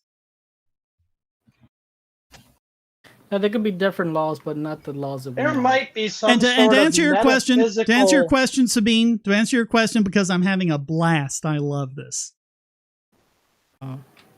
There might be some sort of metaphysical realm that which in some way caused the universe to exist in the way it does. But it is impossible to know anything about that system, whatever it is. No, and Or just assert to that put that's it a God, different way. and the word God carries a lot of baggage. It implicitly it states that this thing thinks and has emotions and cares about us and occasionally intervenes in the natural progression of the universe. And you would have to demonstrate all of that. You can't just say, oh, there might be some sort of metaphysical concept out there, therefore God exists. Or to put it another way, it's a huge jump from there being metaphysics to there is a God. Or to put it another way, even if we could understand this outside of the universe place and what's going on there, we would only be able to understand it by coming up with a set of physical laws to apply to it. Here's the thing: I can come up with experiments to prove my theory. You can't come up with experiments to prove your theory of evolution. That's not true at all. Yes, first of all, we already have. No. You just by default, that your brain does not allow you to actually consider the arguments that we've made, because we've cited many examples of evolution being tested and validated experimentally, or you don't even know about Lansky's observations of nat. I know about Lansky's experiment. I told you all about it. I know a lot more about it than you do. I know a lot more about Lansky's experiment than you do. Cases of observed evolution. Well, Lansky's is peer-reviewed, so sorry. So are all the others. So are the other ones that I mentioned. Yeah, from what and apparently I know a lot more about Lansky's than you do. So yeah, you don't. See, that's the thing I'm seeing here, Purple. You are reading Lansky's paper, but you're interpreting it the wrong way. That's what Lansky said himself. Like what you said with Richard Dawkins, when Richard Dawkins was just you misquoted Dawkins, so why should we believe you? No, I didn't. Dawkins himself said like you totally misquoted Dawkins. You totally misquoted Dawkins. No, I didn't. Dawkins himself took him out of context. Okay, maybe you didn't exactly misquote him, but you did take him out of context and you inferred a whole bunch of meaning which was completely antithetical to his intended meaning. No, because I agree with Dawkins on the whole it can't be aliens. That would be absurd. But then why did you bring it up? Then why did you bring it up as an example of why Dawkins can't be trusted? No, I say that's referring to his other works, not that. No. We asked you specifically why Dawkins cannot be trusted, and that was what you came up with. Yeah, you said. Have you seen his interview with Ben Stein? That is what you said. And we're like, yep, we've seen that, and we've also seen how that was distorted and taken out of context, and what he actually meant. It was not taken out of context. It was totally taken out of context. I provided the context. No. I provided the exact context. What Dawkins said, the creation theory holds. It can hold. What he doesn't believe is that his point was it can't because it has no explanatory power. No, he doesn't believe. He said it can't be aliens, which I agree with. It would be absurd for it to be aliens. Yeah, now apply the same concept to God, and you've got the same problem with God times a million. No, that's because the thing. that was his point. He was using the example of aliens, as a more easy for the mind to grab a hold of example of why you have that problem with God. If we were created by aliens, where did the aliens come from? If we're created by God, where did God come from? You just have an even bigger problem. No, the problem with the aliens is because they're inside the universe, and so hey, Bubble, do you believe in an afterlife? Yes. Okay, so what do you believe will happen when you die? I don't know. Then why do you No, no, believe do in you think that? it's If gonna you be don't know what happens, why do you believe in an Are you going to afterlife? experience a euphoric state of some sense? No. I think you probably turn into a ghost. Into a ghost? Yeah. Yeah, Luna, that's the Spooky. Lansky equivalent he was the Lansky experiment he was talking Why about. do you yeah. believe Well, that? that's the thing.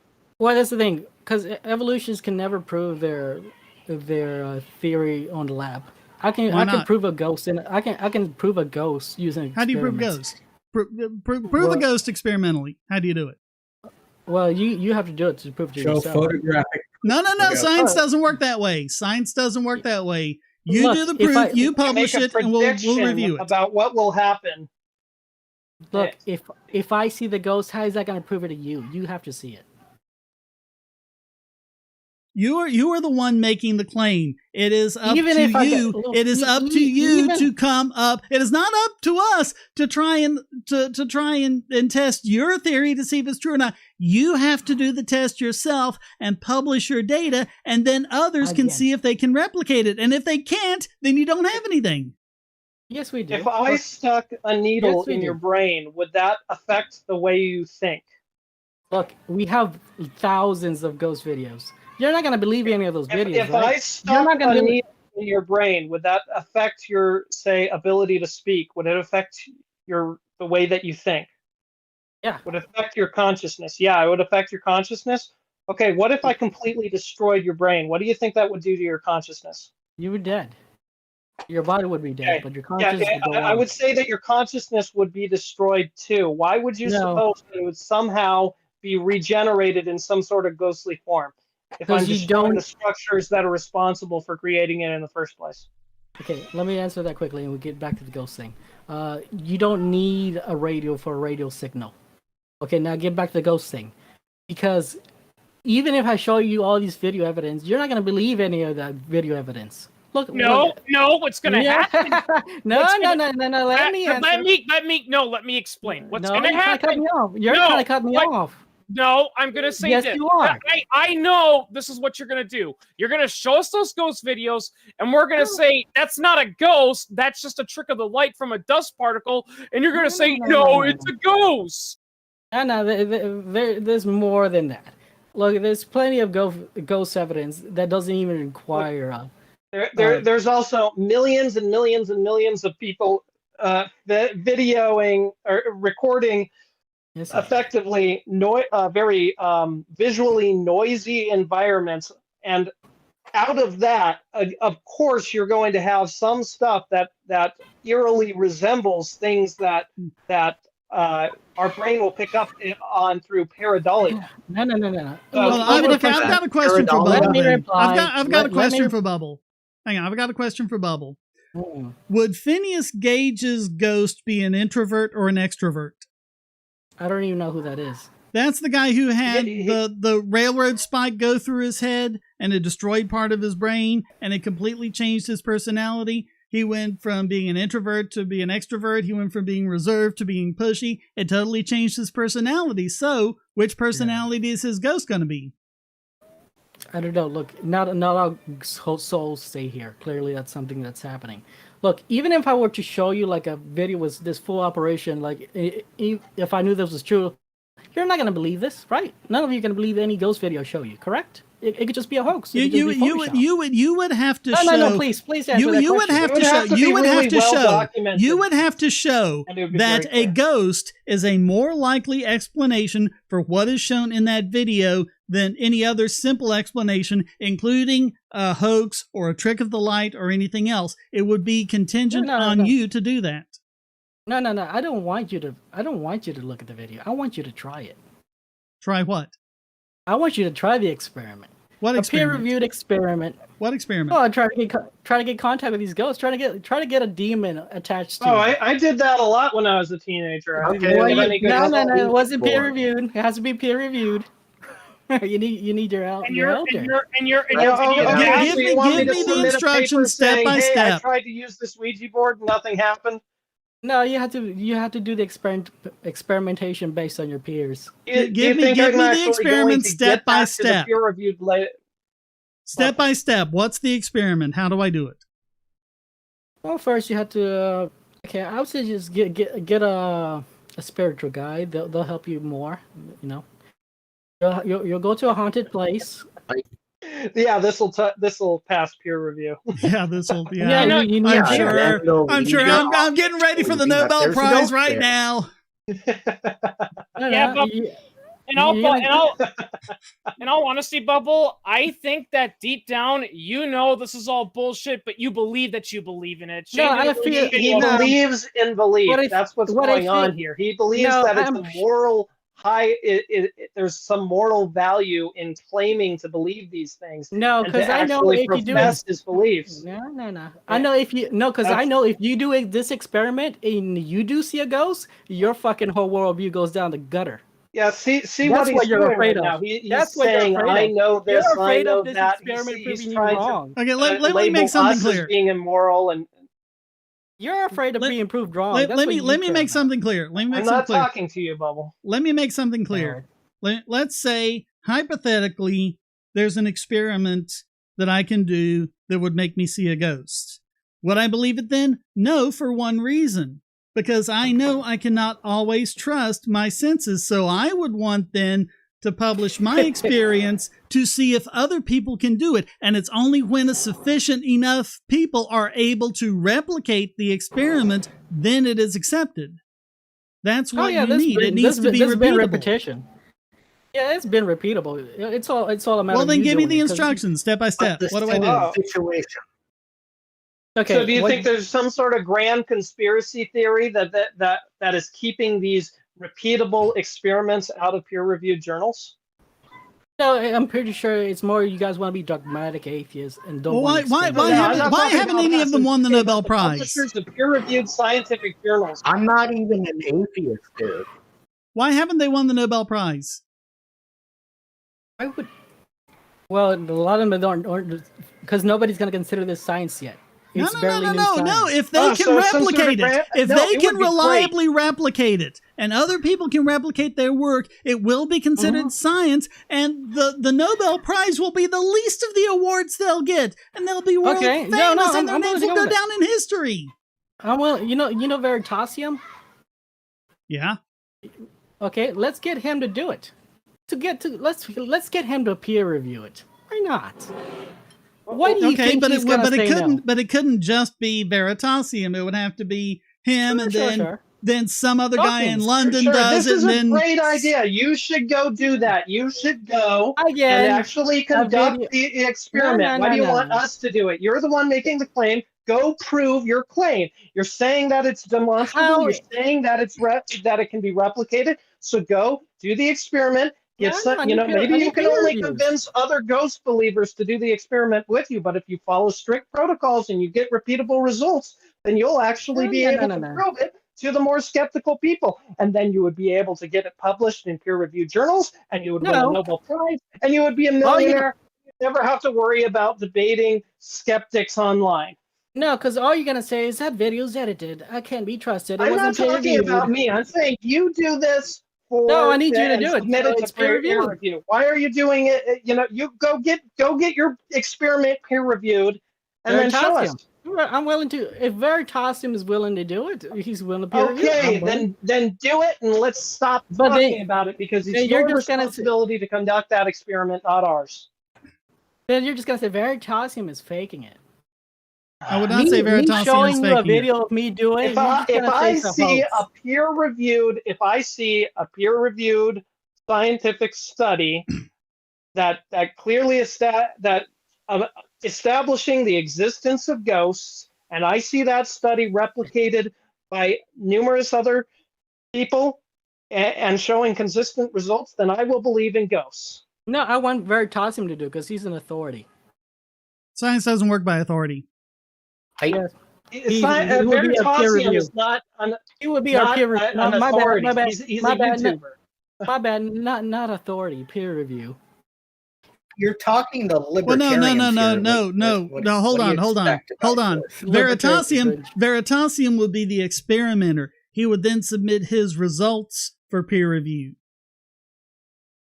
And then, Yes. then what would happen is he'd send it to some kind of journal, and then the journal's editor would Has select to do- referees yeah. to peer review his work. They'd point out any problems, anything that he might need to change to get it. And if he can get it past the peer review, then he can get it published, and then other people can try to replicate his results. That's how it works. And Luna, I want to say this. Luna brought up a pretty good point about the test to make sure you're sure you can actually see ghosts. You also need to make sure that the test is actually that lets you see the ghost. You're actually seeing something, and it's not causing you to hallucinate. Because if a guy comes up to you and say, "You'll see ghosts if you take this chemical," and you take it, and it's like, "Whoa, I see a ghost." Yeah, if step one is take LSD, then I don't think it's going to be reliable. Well, clearly. Okay, tell you what. I'll put my money where my mouth is. You know, how about this? How about we actually put a wager on an experiment that we both agree, if ghosts are real, this will happen, and if they aren't, this other thing will happen.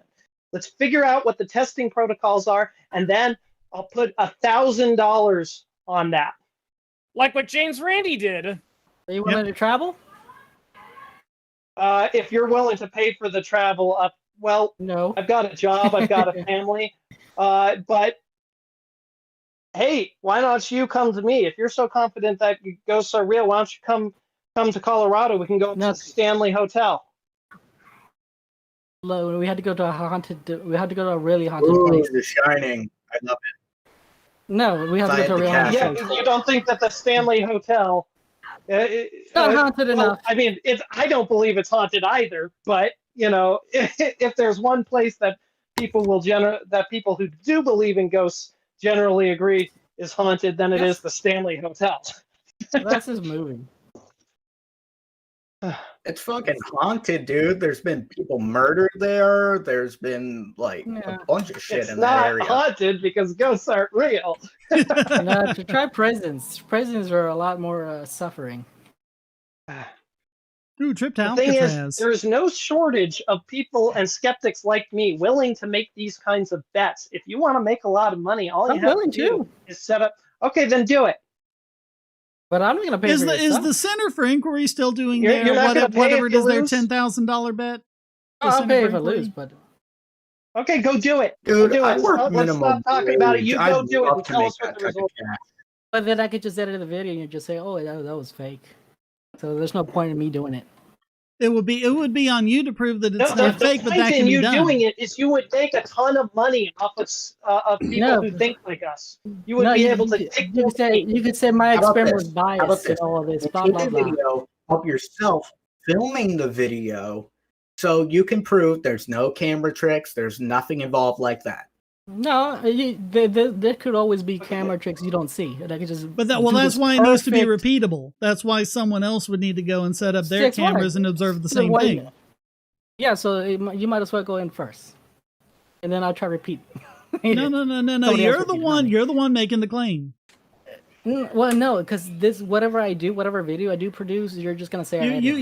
You have What- to what is say the prediction because that you're whatever if we thinking go in is going to first, happen? if we I'm go in trying to- first, I'm trying if to we re- go in first Yeah. and we don't find anything, you'll just say we did it wrong. Well, you need to tell us how to do that, and the way you do it is by course, I'll doing tell it you what to do. yourself. Doing Okay, it do it. yourself. Let's. What is the experiment? Okay. What is the experiment? The experiment is really simple. We had to find a haunted place. Usually have to go alone, no cameras. So Okay, let's assume we found a haunted place. Mm-hmm. Why no or a place cameras? that you believe is haunted. There seem to be camera shaft. All right, and then what are we supposed to do? Well, you can either you have to intentionally with your spoken word call the creature, the entity out to come in contact with you. Of course, you'll have equipment. Okay, not just a so Ouija board. when you do the experiment, you write down the exact words you say to call it out, and so we know what those are. Yeah. Can we call out Adam Costello? No. Abbott and Costello, can we call them out? No, I think they're famous, but no. No, for example, if you're like, What is a predictable observation that you and I would disagree on what the outcome is? Because this thing is like, it's not really like setting up a date. It's the chances of highly coming in contact with them. And so to increase those chances, you have to leave yourself open, because these things seem to be predatorial. They seem to go after individual humans. They really like to feast on fear or something of a kin. And so, Is there some sort of objectively verifiable observation? Some sort of like for example, let's say I set up a candle. I said, okay, if you're a ghost, blow out this candle within the next 10 seconds, and compare and do this repeatedly. Okay, keep the candle lit for 10 seconds and so forth. Would there be a predictable pattern and then sometimes you would have to light the candle without saying blow it out in 10 seconds and have the candle stay lit for more than 10 seconds. So you'd have to do it both ways. Can a ghost blow out a candle? Can a ghost blow out a candle? I don't know that, but I know one thing they can do. What can a ghost do? A ghost can manipulate the light source. For example, if you have a flashlight. Okay, manipulating the light source. So if we set up a light and we measure its intensity, ghost dim the flashlight. We set up a light. We set up a light source that you believe it can manipulate, and we measure its intensity, and then we ask questions, or we call upon that ghost to dim the lights. Okay, you think that there will be a statistically significant pattern associated with that wouldn't be explained by just that would be discernible from just random noise, right? No, because we can filter out these errors by bringing in more lights. One good way. Well, no, that's what you do. You would repeat it. You would do it 1,000 times. Some of the times you tell the ghost to dim the lights, and sometimes you wouldn't, and you'd see if you can get to consistent results. Yes, so we would come up with questions that show that this light isn't just some random act of battery loss. So we can measure through repeated experiments what the probability is that the light will dim at any given time. Okay, and then we can compare that to repeated instances of us asking the ghost to dim the lights and see if the lights dim more often when we're asking the ghost to dim the lights, right? So according to your belief, okay, if we conducted this experiment, say 100 times we did nothing and measured how often the lights dimmed, and 100 times we asked the ghost to dim the lights, that when we're asking the ghost to dim the lights, that will result in the lights dimming more often than when we didn't. Is that correct? It would, the dimming would have to show some sort of intelligence behind it, not just some random act of battery. Okay, loss. but I wouldn't even require intelligence behind it. It just have it dim, 800 out of 1,000 times or something like that. And not get that result when you don't tell it to dim the lights.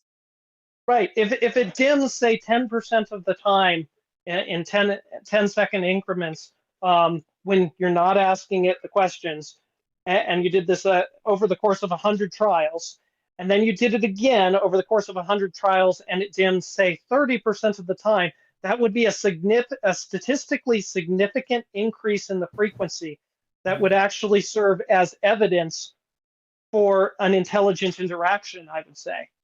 So I would actually be willing to put money that that's not going to happen in your little experiment. No, because assuming you take certain precautions, like putting up a screen so it's not your breath of asking the question that blows out the candle or anything. Right. Well, no, we're not going to be using candles. We're assuming or whatever it is. It could be whatever light source you think that is most likely to interact with. Well, that's the thing. Flashlights don't dim on themselves. Okay, what light source do you think it would affect? They can apparently manipulate flashlights. So what I'm thinking is... Okay, flashlights. Yeah. So what I'm thinking is having multiple sets of flashlights with keywords behind them, like yes or no. And so somebody would ask, is the person next to me wearing a red shirt? Yes or no? If the flashlight that is on yes blinks or something, and it's yes, we're starting to get some evidence there. It doesn't we even would have to ask be that questions. Yeah, complicated. would ask questions. It doesn't totally even do have to be We that can totally do complicated. that. It doesn't even have to be Yeah. that complicated. Just dim the flashlight in the next 10 seconds. Or don't dim the flashlight in the next 10 seconds. Yeah. And you do that I mean, over and there's over also and other over again. equipment. So like, because some of them know how to do it, some of them don't. So we had to bring different equipment. They seem to be Okay, able to but manipulate if- REM pods a lot easier. Okay, we could do multiple different experiments, but the point is that this is testable.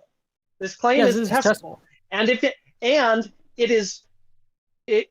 you can Repeatable. get a consistent result out of this, in the long run, it doesn't have to be consistent between each individual trial, but statistically significant over many trials, then what you have there is a repeatable experiment, and you would win a Nobel Prize for demonstrating that. So go do it.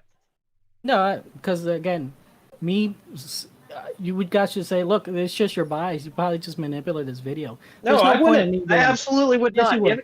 You would. If I There's ran no- the math and found that there was a statistical impossibility of that happening, then I would accept that ghosts might be real before Look, I can show saying you that video it's of just this. random chance. I can show you a video of this. You're just gonna say it's not real, okay? So there's no point in me doing it because you just say it's my bias. So No, I'm trying to I've eliminate seen that those bias. Yeah, and Look, Bubble, the I'm not video gonna- evidence that it could be a hoax. Exactly. You're just gonna say There's that about mine. all kinds of reasons to be skeptical about it. That's why it needs to be repeatable. That's Yes, why so you might someone as well do else it. who's more skeptical can go and set up your same experiment, do it exactly the same way as you did, and see if they get the same results. Yep, and that's why you're here. And if you get a no result, are you ready to admit that ghosts are probably not real? Yes. Hey, Bubbles, you pay for my flight. It can be the cheapest there is, Spirit Airlines, whatever. Find a location, I'd be up for it. Heck no, I'm not paying for you. I mean, I got money, but not that kind of money. You're the one making the claim. Well, look, I mean, science you're isn't making the about- claim. It's up to you. Well, it's clearly you're trying to avoid this experiment because you know you're gonna get a No. demon eventually. We're saying we're willing to do you it, can but just do this experiment on your own to make sure that it No. works. And if it works, then Yeah, I hell, can- if you do this experiment on your own and prove that it works, right? And then you front a little bit of money to get me to actually for it to be worth my while to come out there, and you prove it to me, and you get a result, and we can write up a contract that, regardless of whether I accept the implications of the result, if this is the result that you get, then I'll reimburse you every cent that you paid to get me to come out there, and then some. Ooh, that'd be nice. I know But again, plenty of me doing- places in Maine that are supposedly haunted. No, you gotta get I'd something tough. love to go visit. You gotta get something with a lot of suffering. well, I mean, you pick the place. There's no shortage of places like that. You pick the place. You pick the kind of flashlights, the brand of the How about a batteries, mental all asylum? of that. Yeah, All of that. kinda. You do all of that. No, again, I would me stipulate doing that- the experiment will not prove anything. It can't be for my You bias. you, No, hey, but you it can have give to you- you it have can to prove it to start, but you. you have to give us No. something. You have to give us Stop something. Stop trying to Now, avoid my see, experiment. you doing the experiment will give you the confidence to know that it works. That should No, bring. I know it works. But this Then isn't do gonna it. prove anything. Then do it. If you know it works, Look, then do it. Even if I And did- write up how's exactly me what you doing it- did. Write up exactly what you did, step by step, and we'll see if someone else can duplicate Then the we results. can do it. No, because look, if I do it, that's not gonna prove it to you. You're just gonna say it was biased and I Right, which is No, but you could why pay me to do the you same. have to write it up And so that someone else can try it. Well, I can just write up some for you. It doesn't matter. Well, I mean, by as that long logic- as it's do it. repeatable, as long as it's repeatable, Mm-hmm. and as long as Well, then it's by- got a good experimental protocol with good methodology, then just Yeah. write it up and people can do it and see if it works or not. I guess so. Yeah, I could do writing, but I would say get somebody more who knows more about these things than me, and that Ask them for an experiment. You ask them. You're the one doing this. You're the one who is claiming this. Well, If we do something, you'll I- just say you got the wrong guy or something. You're the one making No, the that's the claim. thing. You I'm need try- to I'm do try- all I'm this. I'm trying to eliminate my bias. I'm To trying be to. specific, do we need a rabbi, a Native American chieftain, or No. anything like that? Like, what religion we talking about here? Not a religion. Somebody who knows how to get in contact with these things. Like, I'm not sure what they call them. Wiccans, witches. Oh, so a medium. Yeah, that. Whatever they are. But And then, they can.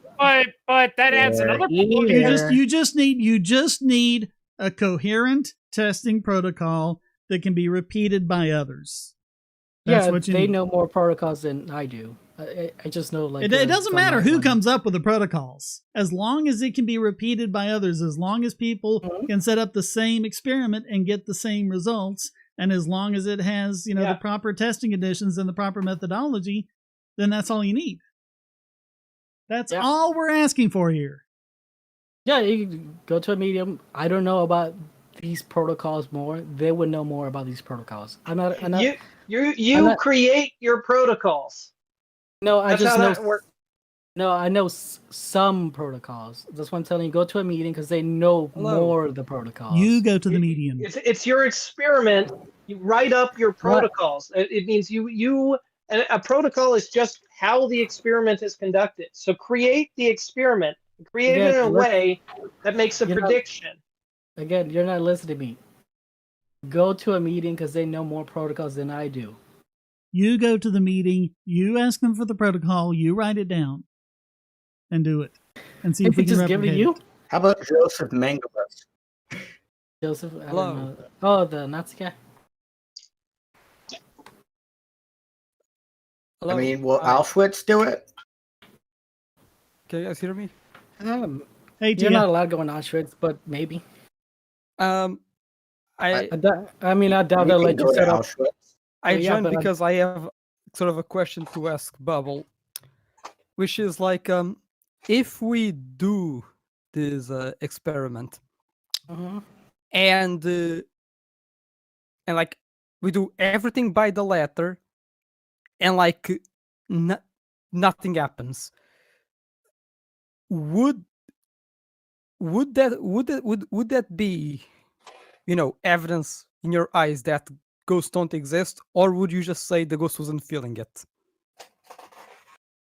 Well, it would be evidence against me, yes. But there are ghosts because you're not setting up a date with these ghosts. You're just setting up a probability to come in contact with them. And what you're really doing is increasing your probability. Well, That's what if you're you really if doing. you You're not- can't it's get not a date. reliable repetition of it, then how do you know you're correct? That's the thing. You have to come back to the same area. Maybe try about 5 times. If nothing, look. Okay, then that's seriously, part of the you're- protocol. Try 5 Yeah. times. Go like on 5 different nights or whatever. That's part of your Yeah. protocol. So that's part of Well, what you would write down. Yeah, well, that's part of any science experiment. Like, look, you just try Yeah. it again. You Yeah, keep just- trying just- with sex experiment. No, not That's keep part of trying. any Not keep experiment. trying. Not keep trying. We're not going to do p hacking. You say ahead of time how many tries you need to do each night over how many nights, and how far apart the nights are. Go like 1 night a week, or maybe different days of the week, or whatever you think it needs to do. Right, You do keep all of that track of ahead the of time. number of- That is key. That is key. You have to put all of that down ahead of time before you collect any data whatsoever. Then you have your protocol, Right, and your because you protocol need to doesn't know- change. Right, because No, if your result is statistically likely to happen 1 out of 100 trials, but you tried 100 times, then that doesn't really mean anything. So that's why you have to record how many times you're going to try, or you could try until you get the result, but as long as you make sure to record every single time that you tried to see how likely it is that you would get that result within that number of tries. Yeah, but that's just part of every experiment you do. You don't just give up on the first try. Like, well, I guess this But you- experiment but doesn't you- work. you No, say try to ahead of figure out what time- went wrong. Okay, Yeah. let's say you've got an experiment that, if your hypothesis is not true, it has a 1 in 100 chance of working. And so then you start trying, and you start to do repetition. You try it 1 time, it doesn't work. Twice it doesn't work. 3 times a fourth, but it works on the 5th time. And then you stop there and you say, aha, that was 1 out of 5, not 1 out of 100. That's 20%, not 1%. Therefore, it's real. No. You have to do the other 95. You have to say ahead of time how many you're going to do and how many of those many you would expect to have a positive result. No, if by the 5th day you see a full body apparition, like, that's solid evidence. There's no more experiment to be done. Well, people hallucinate things all the time. I mean, You got to specify ahead of time. Yeah, you cannot trust your Specify senses. ahead of time, or it doesn't. Doesn't count. Okay, you have to check if you have some mental disorder. If you have some mental disorder, of course, don't do this because you have some sort of mental disorder. Or on the 5th day, maybe someone was pulling a prank on you. Well, here's the thing. Or maybe some neighbor nearby was burning leaves and some plastic got in it and it generated some noxious chemical that came over to you and you hallucinated.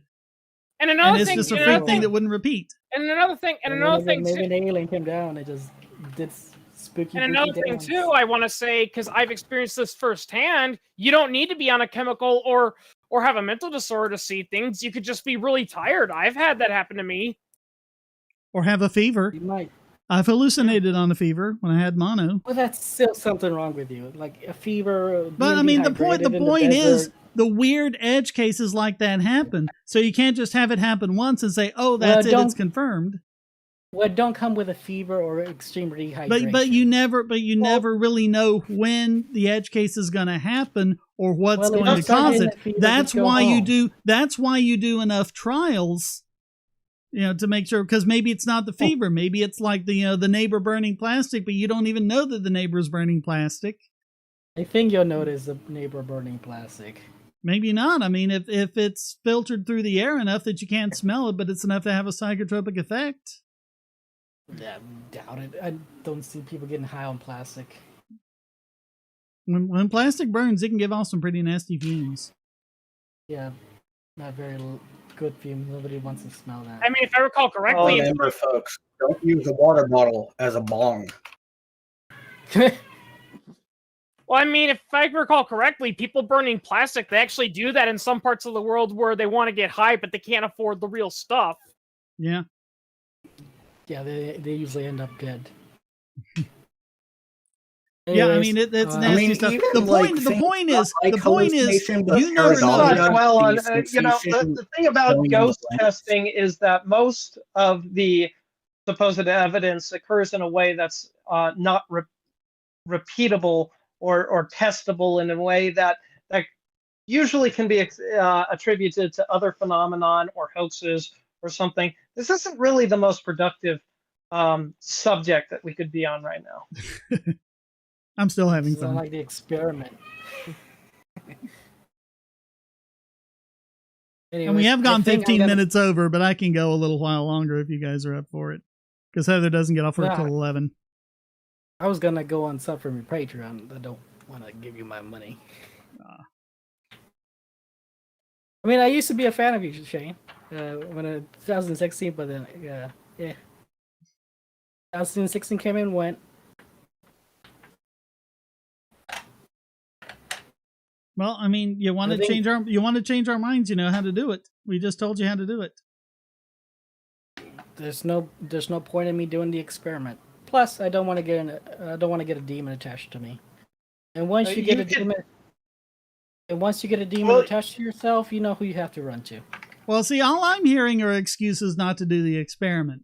That's all I'm hearing. No, because again, how about you pay somebody you don't like to do it and document that they've done it, and then when you come back with solid, repeatable evidence that ghosts are real, then you claim your Nobel Prize. No, I want Veritasium to do it. I want somebody with And Haskell. Otherwise, you might as well be claiming that there's an invisible, intangible dragon in your garage. And every time someone says there's no dragon in your garage, you're like, see, that's it. See, that's what you were gonna say. Why would you want Veritasium to do this experiment? Then it would be his Nobel Prize, not yours.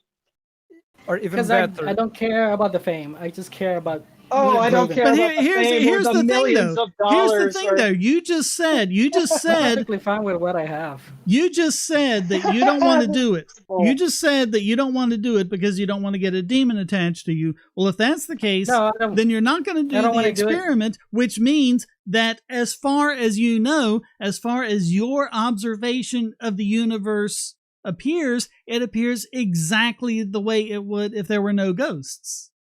No, I don't want to do it mainly because it doesn't prove it to you. That's the main reason. And, The It would second if how it reason about were is you repeatable. donate that If it were prize money repeatable. to a worthy cause? If you don't want it yourself, why not still do it so that you can donate the prize money to a worthy cause? I would. If I recall again- correctly, was it? If I recall Okay, correctly, so why wasn't don't it you the- do it? Why are you saying that? Oh, let's Veritasium should do it. Because people know Veritasium, people trust Veritasium. Nobody's gonna trust Yeah, some but then you wouldn't be able to random donate then to ask guarantee him. that that money gets donated to a worthy cause. Ask I don't- Veritasium to do I it. don't care about doing good and I don't care about fame. Ask Veritasium to do it. There I you would, go. but I doubt he's gonna do it. Reach out to him. I actually do you know he had a contest for science, right? Veritasium? Which one was this? Yeah, I know this one. Yeah, I actually It was did. after his video about the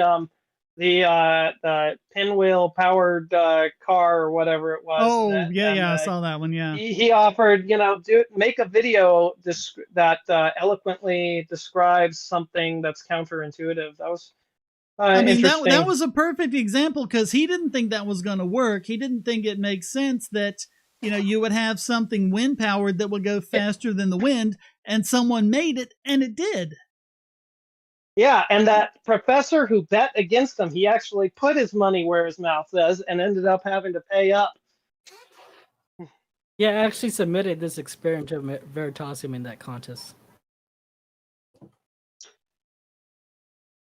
But if you're not willing to conduct the experiment, then you can't claim that you know it will work. No, I'm saying there's And no you point and in you doing certainly the can't experiment. chide anyone else for not believing you if you won't even do the experiment yourself. You have no basis Oh, to say it's someone else's problem because we don't believe Again. you. Okay, No, question. you How never, do you you never know? believe what I say, How do you know the experiment will work? because ghosts are real. And How do you know? How do you know how do you ghosts know are that? real? Because I'm seeing these paranormal things. How do you know? Because you saw how do you know- videos Have on you the ever- internet. How do you Have you know ever those done the videos experiment are yourself, authentic? or know anyone who has done that experiment? Bubble, do you not see the circular reasoning here? What circular reasoning?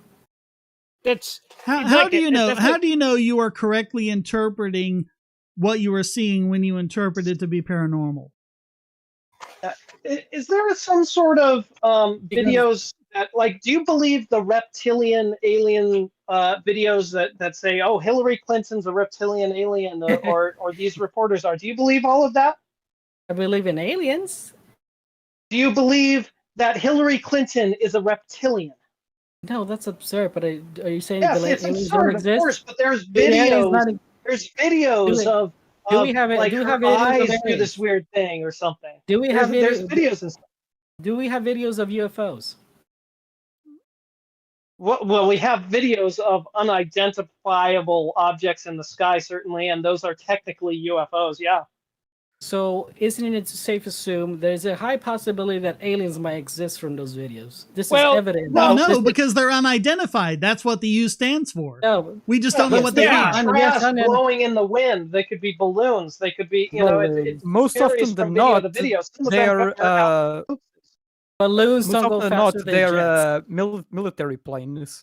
okay, and Yeah. neither does the balloon in the video that you're thinking of.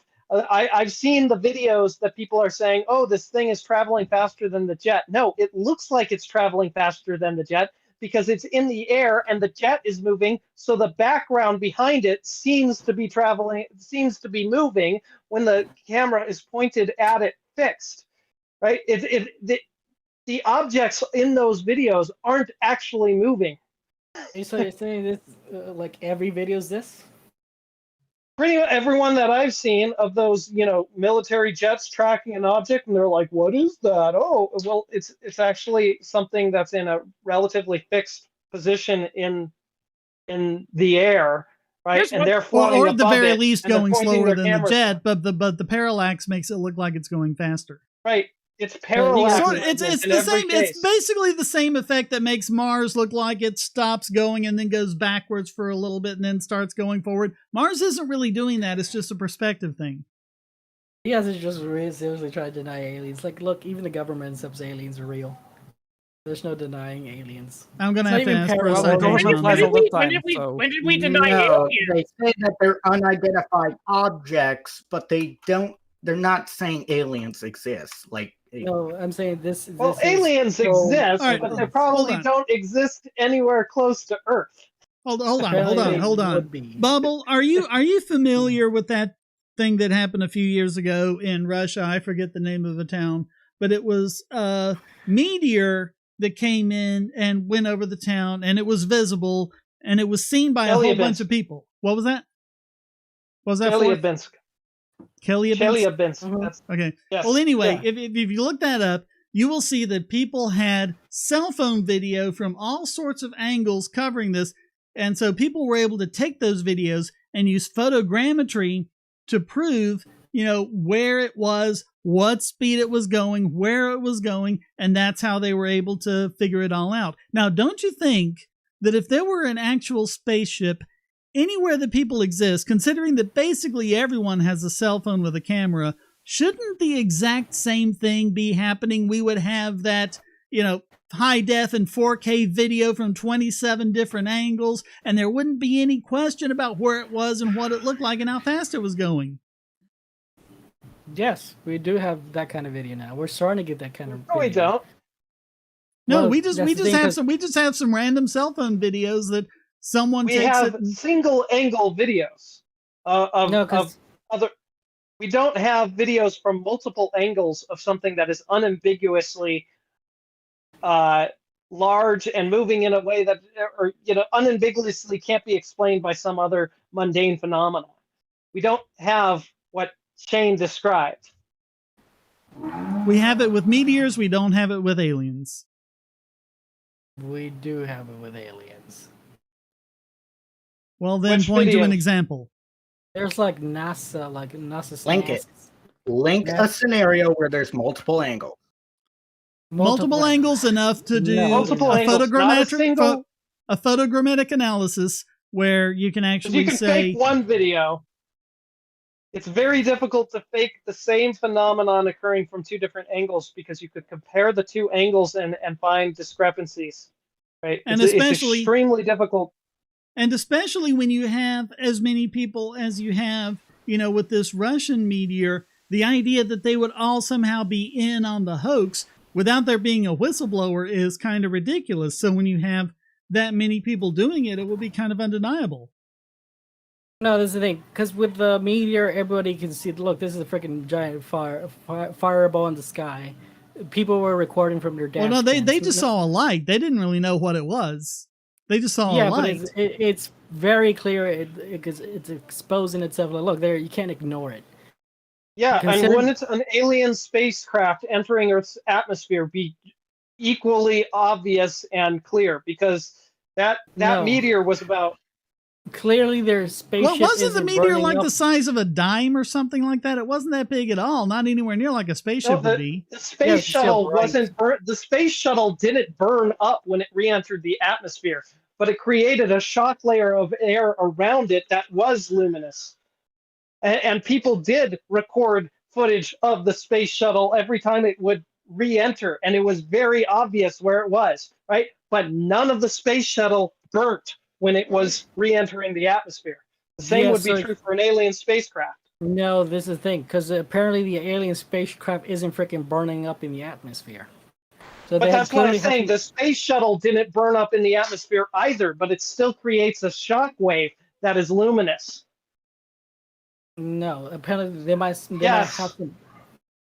No, they You clearly don't have to burn up. The craft doesn't have to burn up itself. The craft can be robustly I know. built in a way in materials that can withstand the temperature, but that doesn't mitigate the fact that the atmosphere itself, when you're coming in from escape velocity, is going to Unless- be heated to the point of the atmosphere around it becoming luminous. unless the No. spacecraft, the alien spacecraft, controls its speed really carefully. I don't know It's just how. different technology. I don't know. Even So if that even if it does, It- unless they're planning on taking a really long time to get here, they would have to.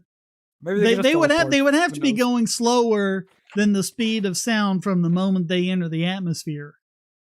And that's another thing that I want to bring up. A lot of people say, oh, these spacecraft, they're traveling like in a flash in an instant, so they're clearly breaking the sound barrier. How come we don't hear a low rumble in the video? You can see a plane thousands of miles in the air, and you still hear that sonic boom. Sometimes before the plane. Well, with an airplane, it isn't even a sonic boom because they're not supersonic. But if you had a spaceship going supersonic, you'd know it. Well, You would commercial break jets windows. That's why when they did all of and those, you would hear, when they did and- all of those and you would hear supersonic, sonic booms when they tested all those supersonic jets, they had to do it like far away from any residential areas or anything. Because when they hit that Right, sonic boom, there's it would no actually. technology. Concorde. There's no had issues. concept in physics for how you could prevent something like a sonic boom, and there's no reason why you would invent any technology to somehow mask that sonic boom. You can somewhat soften the intensity of it by making your aircraft very long, slender, and pointy. But the footage of the UFOs and stuff, those UFOs are clearly not designed to mitigate sonic booms in any ways. So they clearly would create that. Well, and also no, the 'cause they're UFO, different alien footage. technology. People take UFO videos and they're just on the street pointing their camera up, and they're like, "Oh wow, what's that?" Well, I mean, if that were that visible from other angles, then a lot of other people should have their cell phones out. No, because it's just a different alien technology, and like they probably Technology doesn't have anything to do with it. Can you see the spaceship? Yes. That's what it has to do with. Does it Or show are up you on saying video? these Are you saying aliens. that these aliens can like make The way specific you're people using see the ship term and other alien people not? technology doesn't You might as well it be. is extremely convenient for your narrative because Might as well- you don't have Exactly. to explain what No, that it's- technology Yeah, it's is. You're belief just and saying, belief oh, again. this is the reason why It we're would not have- observing it this way. Yeah, it's No, another 'cause they're example of belief aliens and they belief. would- No, because they're aliens, so their technology must also be alien. It's You not might as about well their be saying- technology. But there's no You might as well be saying Just their be- you might as well be saying their spacecraft is powered by fairy dust. Who the heck right. knows? Just because they're aliens and have superior technology doesn't mean that they would invent a ship that's specifically somehow using a technology we can't even begin to understand doesn't produce sonic booms. Right? There's no reason That's why we should assume that the aliens would fly a ship that doesn't create sonic Right. booms. You're Even just saying, if "Oh, it's it looks-" physically their entire possible. point I mean, is we're to talking. No, it's 'cause We're not talking it's about 'cause you're- technology here. We're just talking about the laws of Unless- physics. Unless It's 'cause you're Right. There's no whole reason to point believe that there's any laws of physics that would allow any spacecraft of any design to not have a sonic boom when entering at escape velocity. That's what you think, but Yes, we so- don't know. w- You're just maybe the applying- aliens we just don't want us to notice, so they're Yeah, extremely for sure. careful about it or something. Yeah, looks And, like and it, yet, 'cause and they- yet, yeah, they're so and they yet they're show showing themselves up, and yet they're showing up on the videos taken by hillbillies. Yeah. They can make Hillbillies. themselves How is invisible to NASA everyone hillbilly? except morons out in the middle of nowhere. NASA aren't freaking hillbillies in the middle of nowhere. No, the people who are trying to interpret the footage, they're hillbillies basically. I saw I saw a video of it was footage of the external tank just dropping away from the space shuttle. It was just totally mundane, right? There was a chip in the window that they were pointing the camera through. That it was very obvious that this is just a chip in the window. Of course, there are chips in the window of the space shuttle. It gets sandblasted every time it's in orbit, basically. So, but people were pointing that in the comments section of this YouTube video, and everyone was saying, "What? What is that blob? Oh my God, that's a UFO!" And it's just a chip in the window. So people are going to scour over all kinds of footage from NASA, and they're going to point to things that they're not used to seeing because obviously space flight is something that people aren't used to seeing, and they're going to point at things and go, "Oh, this must be a UFO," when really we just don't know what it is. It's the same And thing it that could be makes people something as look. mundane as a chip in the window. It's the same thing that makes people look at It's one videos and explanation. pictures from the moon and saying, "Oh, it must be lit on a set because the shadows are going different ways and they're bouncing around like they're on strings or whatever," because they're not used to seeing how things look on the moon, which is an alien environment. Or when people say that there must be air because the flag is waving or something. When actually there's Yeah, just when only they a- were just when they were metal just moving the rod. pole back and That forth was a and it good was swinging. Bogasti episode. Oh, thank you. Yeah. Yeah, that was a really old Penn one. and Teller did a good episode on that too. Yeah, And go back to my Mythbusters- early videos. I did all of these. I've got a ton of videos about creationism, and I cover things like the bacteria that learn to digest nylon, and I cover the Lansky experiment. I cover all of that. I have videos on all of this.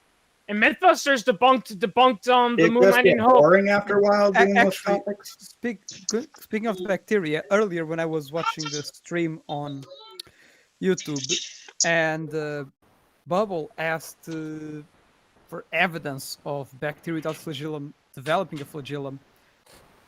I read a thing once, but I cannot find it anymore. Don't know if CDK anyone double has it. F. That's a great breakdown. I read somewhere it was an experiment where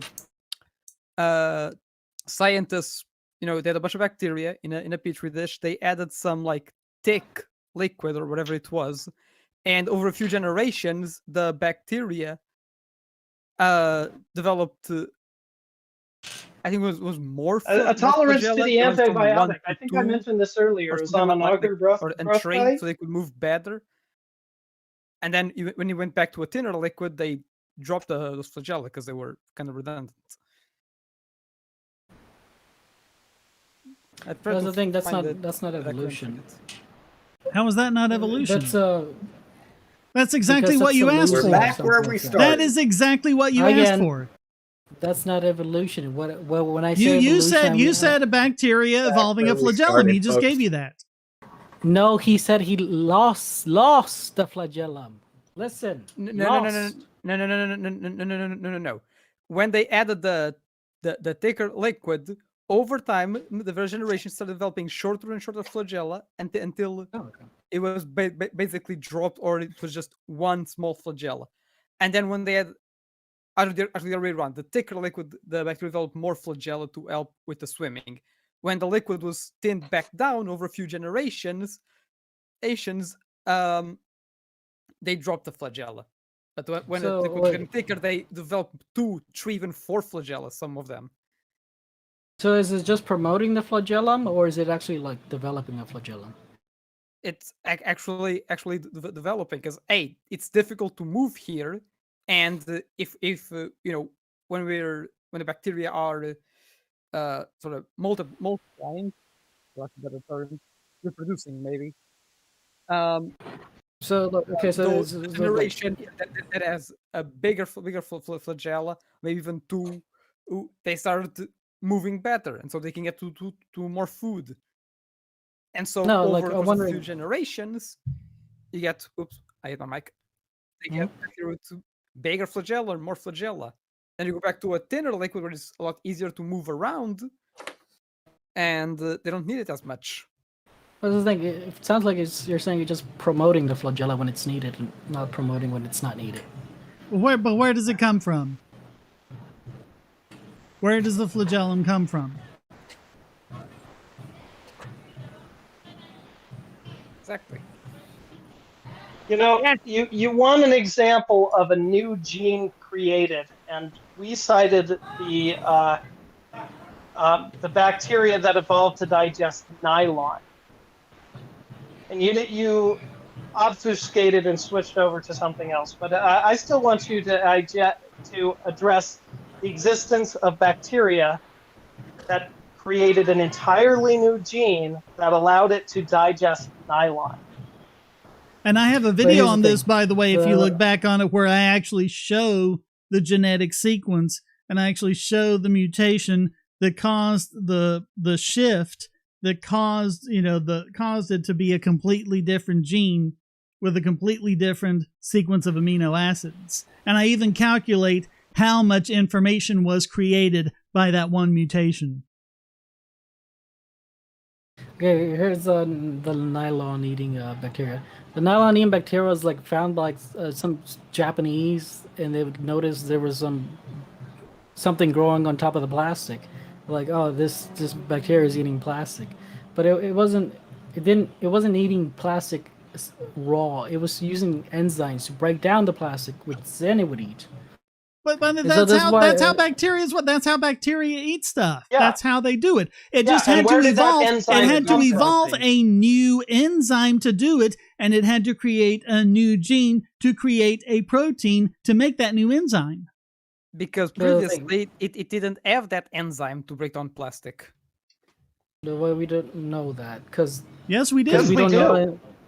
Yeah, No, we don't- because we because sequenced the genome and found out exactly where the mutation occurred and No, we know how that it with resulted Lansky's in experiment. that particular enzyme that And we have it in the Lansky experiment too. I don't know why you keep going back to No. that because we're not talking about that, but it applies there too. It's exactly the same process.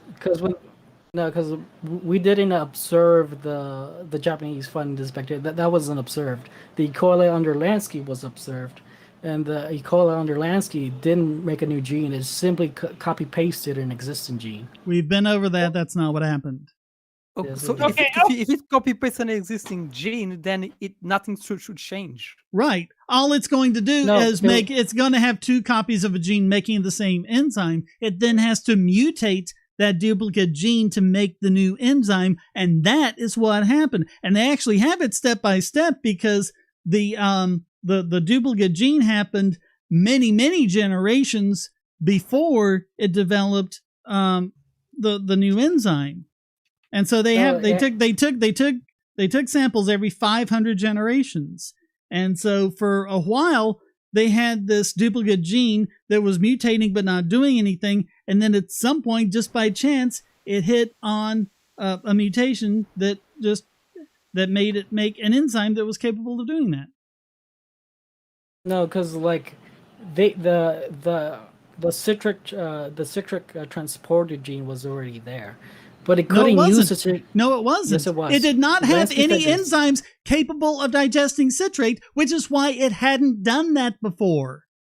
And just No, the reason duplicating an existing gene does not magically make that enzyme appear out of nowhere. It's just duplicating an existing gene that just does the same thing as the first gene then. It then has to modify that gene through mutation to make the enzyme capable of digesting citrate. No, what happened? It already had that citric transporter gene, but No, it it couldn't use. No, it didn't. But it couldn't use a citric transporter gene at the time because it because it was a completely different gene. No, because it was the promoter in front of it wouldn't work in the presence of oxygen or something along those lines. There was no oxygen. Get this through Yes, your it head. was. E. coli is anaerobic. I told you to look up anaerobic. O2, whatever, O2. So it couldn't use it because of the O2. There was and no so O2. There was no O2. Anaerobic bacteria cannot survive in the presence of O2. No, they was oxygen. What are you sequence talking the about? genes. They sequence the genes. They can identify exactly which base pairs changed No, this is coming from and Lansky. show how it resulted in a totally new protein. No, it wasn't a new protein. This is coming from Lansky himself. He said, like, it simply copy-pasted the citric transporter gene to a different promoter in which it And then it mutated, and they know didn't- how it mutated. It didn't mutate. It's a citric transporter. It's just And simply in fact, now being utilized. over subsequent generations, it continued to mutate in a gene that was even better at digesting citrate and became more and more efficient about it as the mutations accumulated.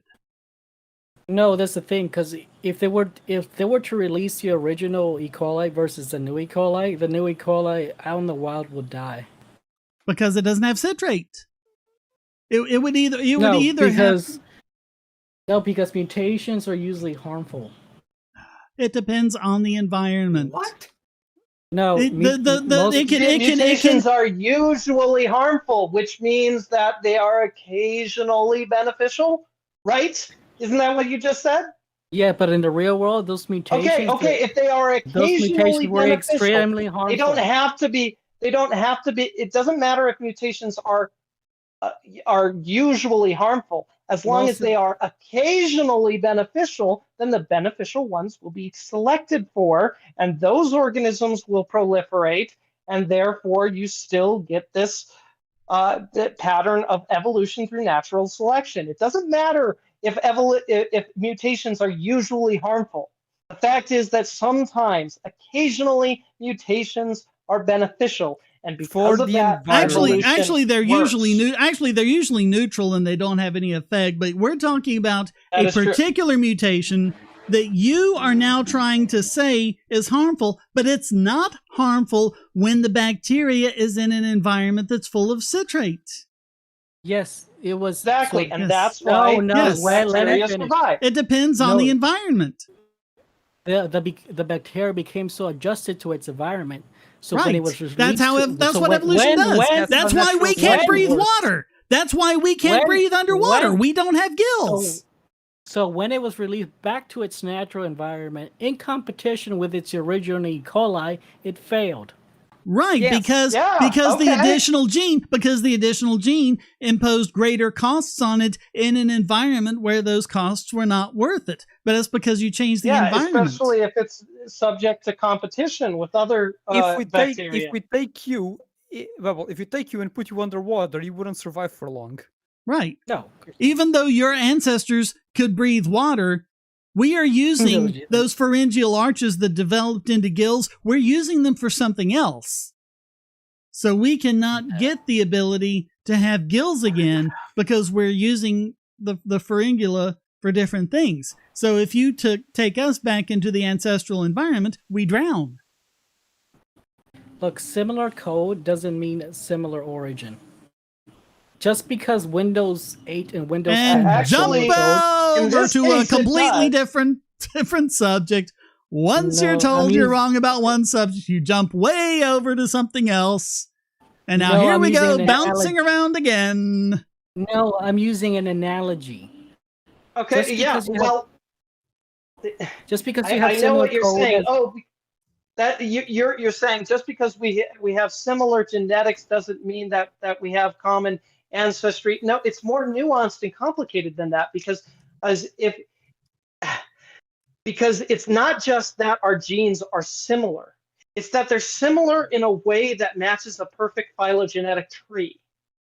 And that the twin kind nested of similarity, hierarchies. Right, nested hierarchies of ancestors, and that would leave a very distinct and recognizable pattern in our genes that is perfectly consistent with evolution and not at all consistent with any sort of intelligent designer who can take genes from one branch and apply them to a completely different branch, and you wouldn't see this perfect phylogenetic tree that you can map just from our genomes.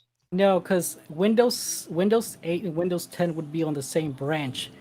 Apple OS, Linux would be on their own different branches, but they're still both. And I am telling you that they didn't develop Darwinianly. They didn't develop via Darwinian process, so that doesn't apply. And these operating systems don't share similarities in a way that matches a phylogenetic tree. They are distinctly different. Here's what you can do. Here's what you can do. Windows 10. No. Hold on. Here's what you can do. Share code. No, hold on. Forget about code. We're talking about hierarchies. We're talking about nested hierarchies right now. Do this. Write a script to generate a bunch of random numbers and then see how those random numbers relate. You will see that they do not make a nested hierarchy. Now, if you take a random number and then copy it and modify it, so that you're branching out to a whole bunch of descendants, even if you only look at the last generation of that, you can reconstruct that original hierarchy, even though you started off randomly, even though all of the changes down each branch were random, you can still look at only the final result and reconstruct the entire tree from that. And there is one and only one way that can go together. But you cannot do that with random numbers that were generated independently.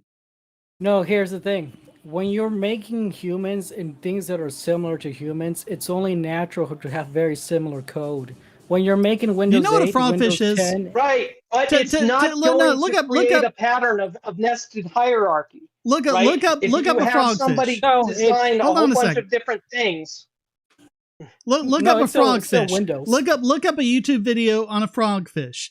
These are fish that, you know, kind of walk along the ground, and when you look at it, their limbs look just like ours. They've got like the shoulder and the elbow and this little paw thing. So you would expect that since that's basically a tetrapod limb, that it would have the same structure as a tetrapod limb, where you have a single bone coming out, and then it branches off into two bones, and then you have a bunch of wrist bones, and then some of them are extended out into fingers. But that was convergent evolution. It made a similar structure for a similar purpose, but when you actually look at the bone structure, it's completely different because it went down a separate evolutionary path to get there. So it is not the case that similar purposes will get you similar structures.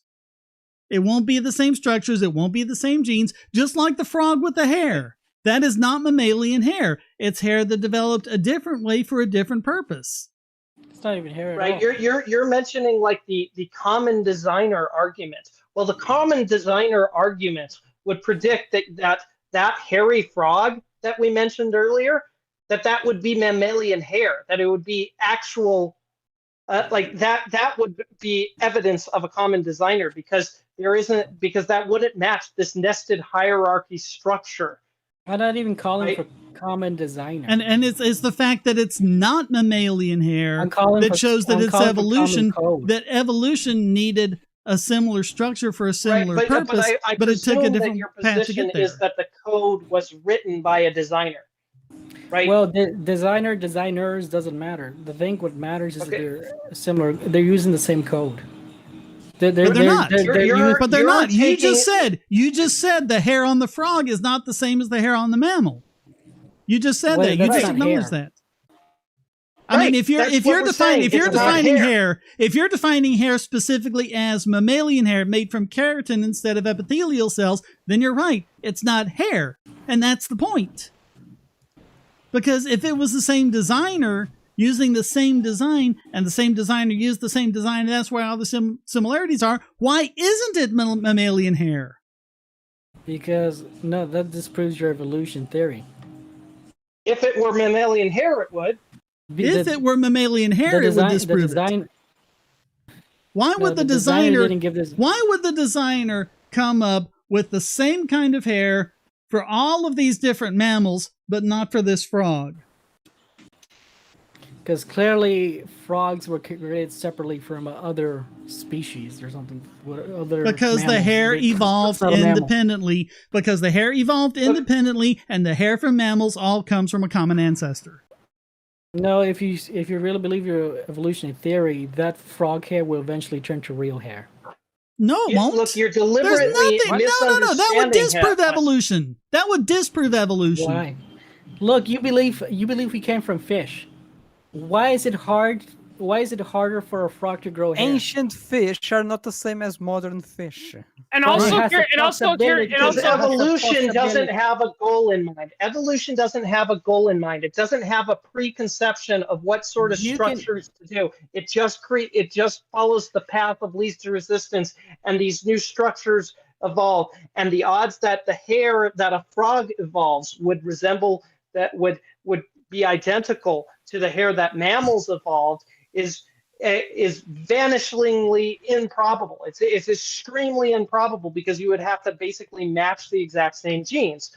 And that's why I knew that the hair that was on that frog, because I had never heard of a hairy frog before, but when whoever mentioned that there was a hairy frog, I knew that the hair on that frog wouldn't be mammalian. How did I know that it wasn't going to be mammalian hair?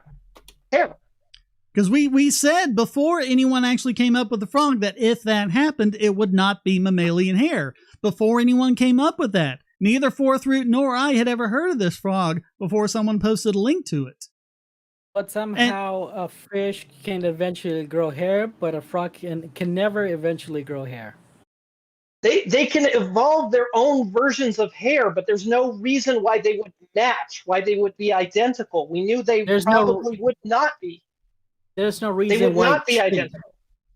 There's no reason why it shouldn't evolve hair. Right, there's no reason why it needs hair. Okay, different example. The exact same kind of hair. Okay, different example. The fins on cetaceans, whales, and dolphins. They look a lot like the fins on fish because that's convergent evolution. They came for a same purpose. But since it had been so long since the mammalian ancestors of cetaceans had been fish, they had evolved the tetrapod limb, which is a completely different structure. And so if you look at the bones of a cetacean fin, it more resembles like the paw of a monkey or something like that than it does if you look at the actual skeleton of a fish fin. Because even though they're superficially the same, that they're from the outside, evolution is just adapting with what it had. And so cetaceans had tetrapod limbs, and so that's what they adapted to use as fins. Yeah, not to mention tail fins on fish are vertical, whereas tail fins on cetaceans are horizontal. Well, and it's also like if you look at the way a shark or other fish swims, they undulate from side to side. Cetaceans undulate up and down the way a mammal does when running across the land. It's the same idea. So you think you can turn a fish into a frog?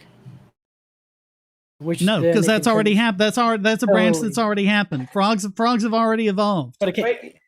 But it can't happen again. It could evolve into an amphibious creature that resembles a frog, but it would not have the same genes as a frog. It probably wouldn't even have the same bone structure as a frog. I mean, given enough time, I think the misunderstanding here is coming from the assumption that hair was some sort of preconceived concept before hair evolved. No, the concept of hair was created by people to describe what they saw, right? So hair did not exist until it evolved, right? So and it evolved in mammals. And then there was this frog that evolved its own hair-like structure. And I knew that it wasn't going to be anything like mammalian hair because I knew that even though it functions the same, there isn't some sort of predefined structure that it's aiming to go to create. There's just a general advantageous structure that it will create in a totally different way. In my opinion, a better way of saying it is, could it have been, say, you have a frog and it for some reason develops something similar to hair, or even just straight up hair. There is a chance, I'll be very small, for a frog to develop mammalian hair. There's a chance, it's teeny tiny, but it's there. But it's so unlikely. It's so out there, so far fetched that it. Because mammalian hair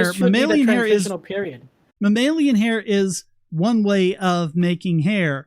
There might be 20 billion ways of making hair, and so when a frog needs to make hair or a hair-like structure, the chances that it will pick the exact structure of mammalian hair are so remote, and it has no reason to try to direct itself to that. It's going to get the first thing it comes across that's, hair-like enough to work and go with that. But, guys, it's 8. I gotta go. Okay. Yeah, we got to wrap this up in a few minutes, too, because... But thanks so much for making this a really entertaining live stream, so much that we went over an hour. All right, no problem. I may come back, who knows? But for now, I gotta go somewhere else. See ya. I had fun. All right. Anyone else want to say something in a few minutes while I'm waiting for Heather to get home? Sorry if I crossed the line by voting we boot him, but I noticed that wasn't a very popular move. Well, a lot of people there were a getting couple of people in the chat who were wanting that, but I was having too much fun. Yeah. I mean, to be fair, the reason why I wanted him booted wasn't because oh, I don't want to hear it, I don't want to hear it. It's because, and I predicted this, he said everything that all creationists have said before. We debunked 1,000 times, and they either shift the goalposts or go back to circular thinking. Yep. Yeah, just. But it's been a while since I've taken down a creationist, so it was fun. Yeah. Yeah. And I am serious. Doing debunking. I loved how that hairy frog thing played out because he brought it up. He's all like, "Well, can a frog get hair?" And we're all like, and I said, "Well, a hot frog certainly could evolve a hair-like structure." And then I specifically said, but it wouldn't be mammalian hair. I specifically said that. Right? And then one of you looked up a hairy frog. And oh yeah, there is a frog here that has a hair-like structure, and it's not mammalian hair. What do you know? Yeah, I wasn't. I just looked it up because I was like, there probably isn't, but I'm gonna look it up anyway. And I'm like, oh, I mean, good find. By the way, I posted this in the chat, but Bubble kept bringing up, Richard Lenski's research as proof it's not evolution. They're just, creating something that already exists or whatever. Guess what? Apparently, Ken Ham made very similar claims about Lenski's work when he debated on Bill Nye, and guess what Lenski responded with? Did he say, "Oh yeah, you took me completely in context"? He said, "No, Ham, you completely misunderstood the context of what I said." So maybe Bubble was just regurgitating it from Ken Ham. It's possibly, yeah. It's like when Bubble completely. Yeah. I'm going to put this link for the hairy frog in the chat because I think it archives the chat. Hang on a second. Yeah. The aliens. Yeah. You know what I would suggest? I'd suggest you edit some of this. I would suggest, Shane, that you edit some of this down to just the parts about the hairy frog, because that just played out so beautifully. Yeah. I wasn't expecting to find it. I'm like, I wondered. And also, it was pretty funny, when you brought up, the idea of chicken having teeth and all that, and that proved him wrong. And he's like, yeah, but they're not canine teeth. Why would they be canine? Why specifically canine teeth? I mean, that's random. I'm noticing, especially on a chicken. That's why I brought the comparison with Jilly Juice, because Jillian was saying, "Oh yeah, it does all this good stuff." I've never learned anything. I don't know if it does any bad symptoms, and many medical experts says, "Well, it causes extremely massive and painful diarrhea, which isn't good." And she goes, "It's not diarrhea; it's waterfalls. What's the difference?" Yeah. Also, I think one thing that's a problem is that he kept saying that, "Oh, we came from fish." Well, no, Well, we didn't come from like carp and stuff like that. We came from like ancient fish billions of years ago. We came from. We all came from. We all have a common ancestor. To answer Luna's questions, mammals, inverts, feathers, and hair evolved separately, so they're not. They're both structures of keratin, but the structures are completely different. Yeah. Yeah, and I kept saying over and over. I think I said it in on Discord. I think Bubble. I said it here. Ancient fish are not the same as modern fish. Yeah. Yeah. Completely different. Yeah. They looked. Yeah. There's actually drawings of ancient fish that existed before even the dinosaurs existed, based on fossils we have, and they look nothing like fish we have. Yeah. Really, if anything. What about coelacanth? Well, the coelacanths that are there today have kind of the same structure because they exist in the same kind of environment, but they've been evolving. They've been evolving too. They're not specifically coelacanthus. Yeah. It is called them coelacanths because they kept that same basic body type. No rainbow asteroids. Jilly Juice isn't salt with water. It's fermented cabbage with a shit ton of salt. Yuck. Ugh. All right, I gotta go, guys. Thank you so much. Okay. This was a really fun month. Oh was yeah. very Oh interesting. man. It's not often we go over. It's certainly not often we go an hour over, but this was great. Okay. Thanks so much, and thanks everyone who participated in the chat. Thanks to Bubble Wow, for we making were this so much almost talking fun. for 3 hours. Yeah. Yeah. We've been at this Yeah. for 3 hours. Have a good one, guys. All a right, good you one. too. Everyone, thanks. Donate Dopagosity.tv to keep this going. Patreon or Subscribestar. If you want to come into the audio on the next one and really challenge me on something, you're more than welcome to do so. We have so much fun doing that.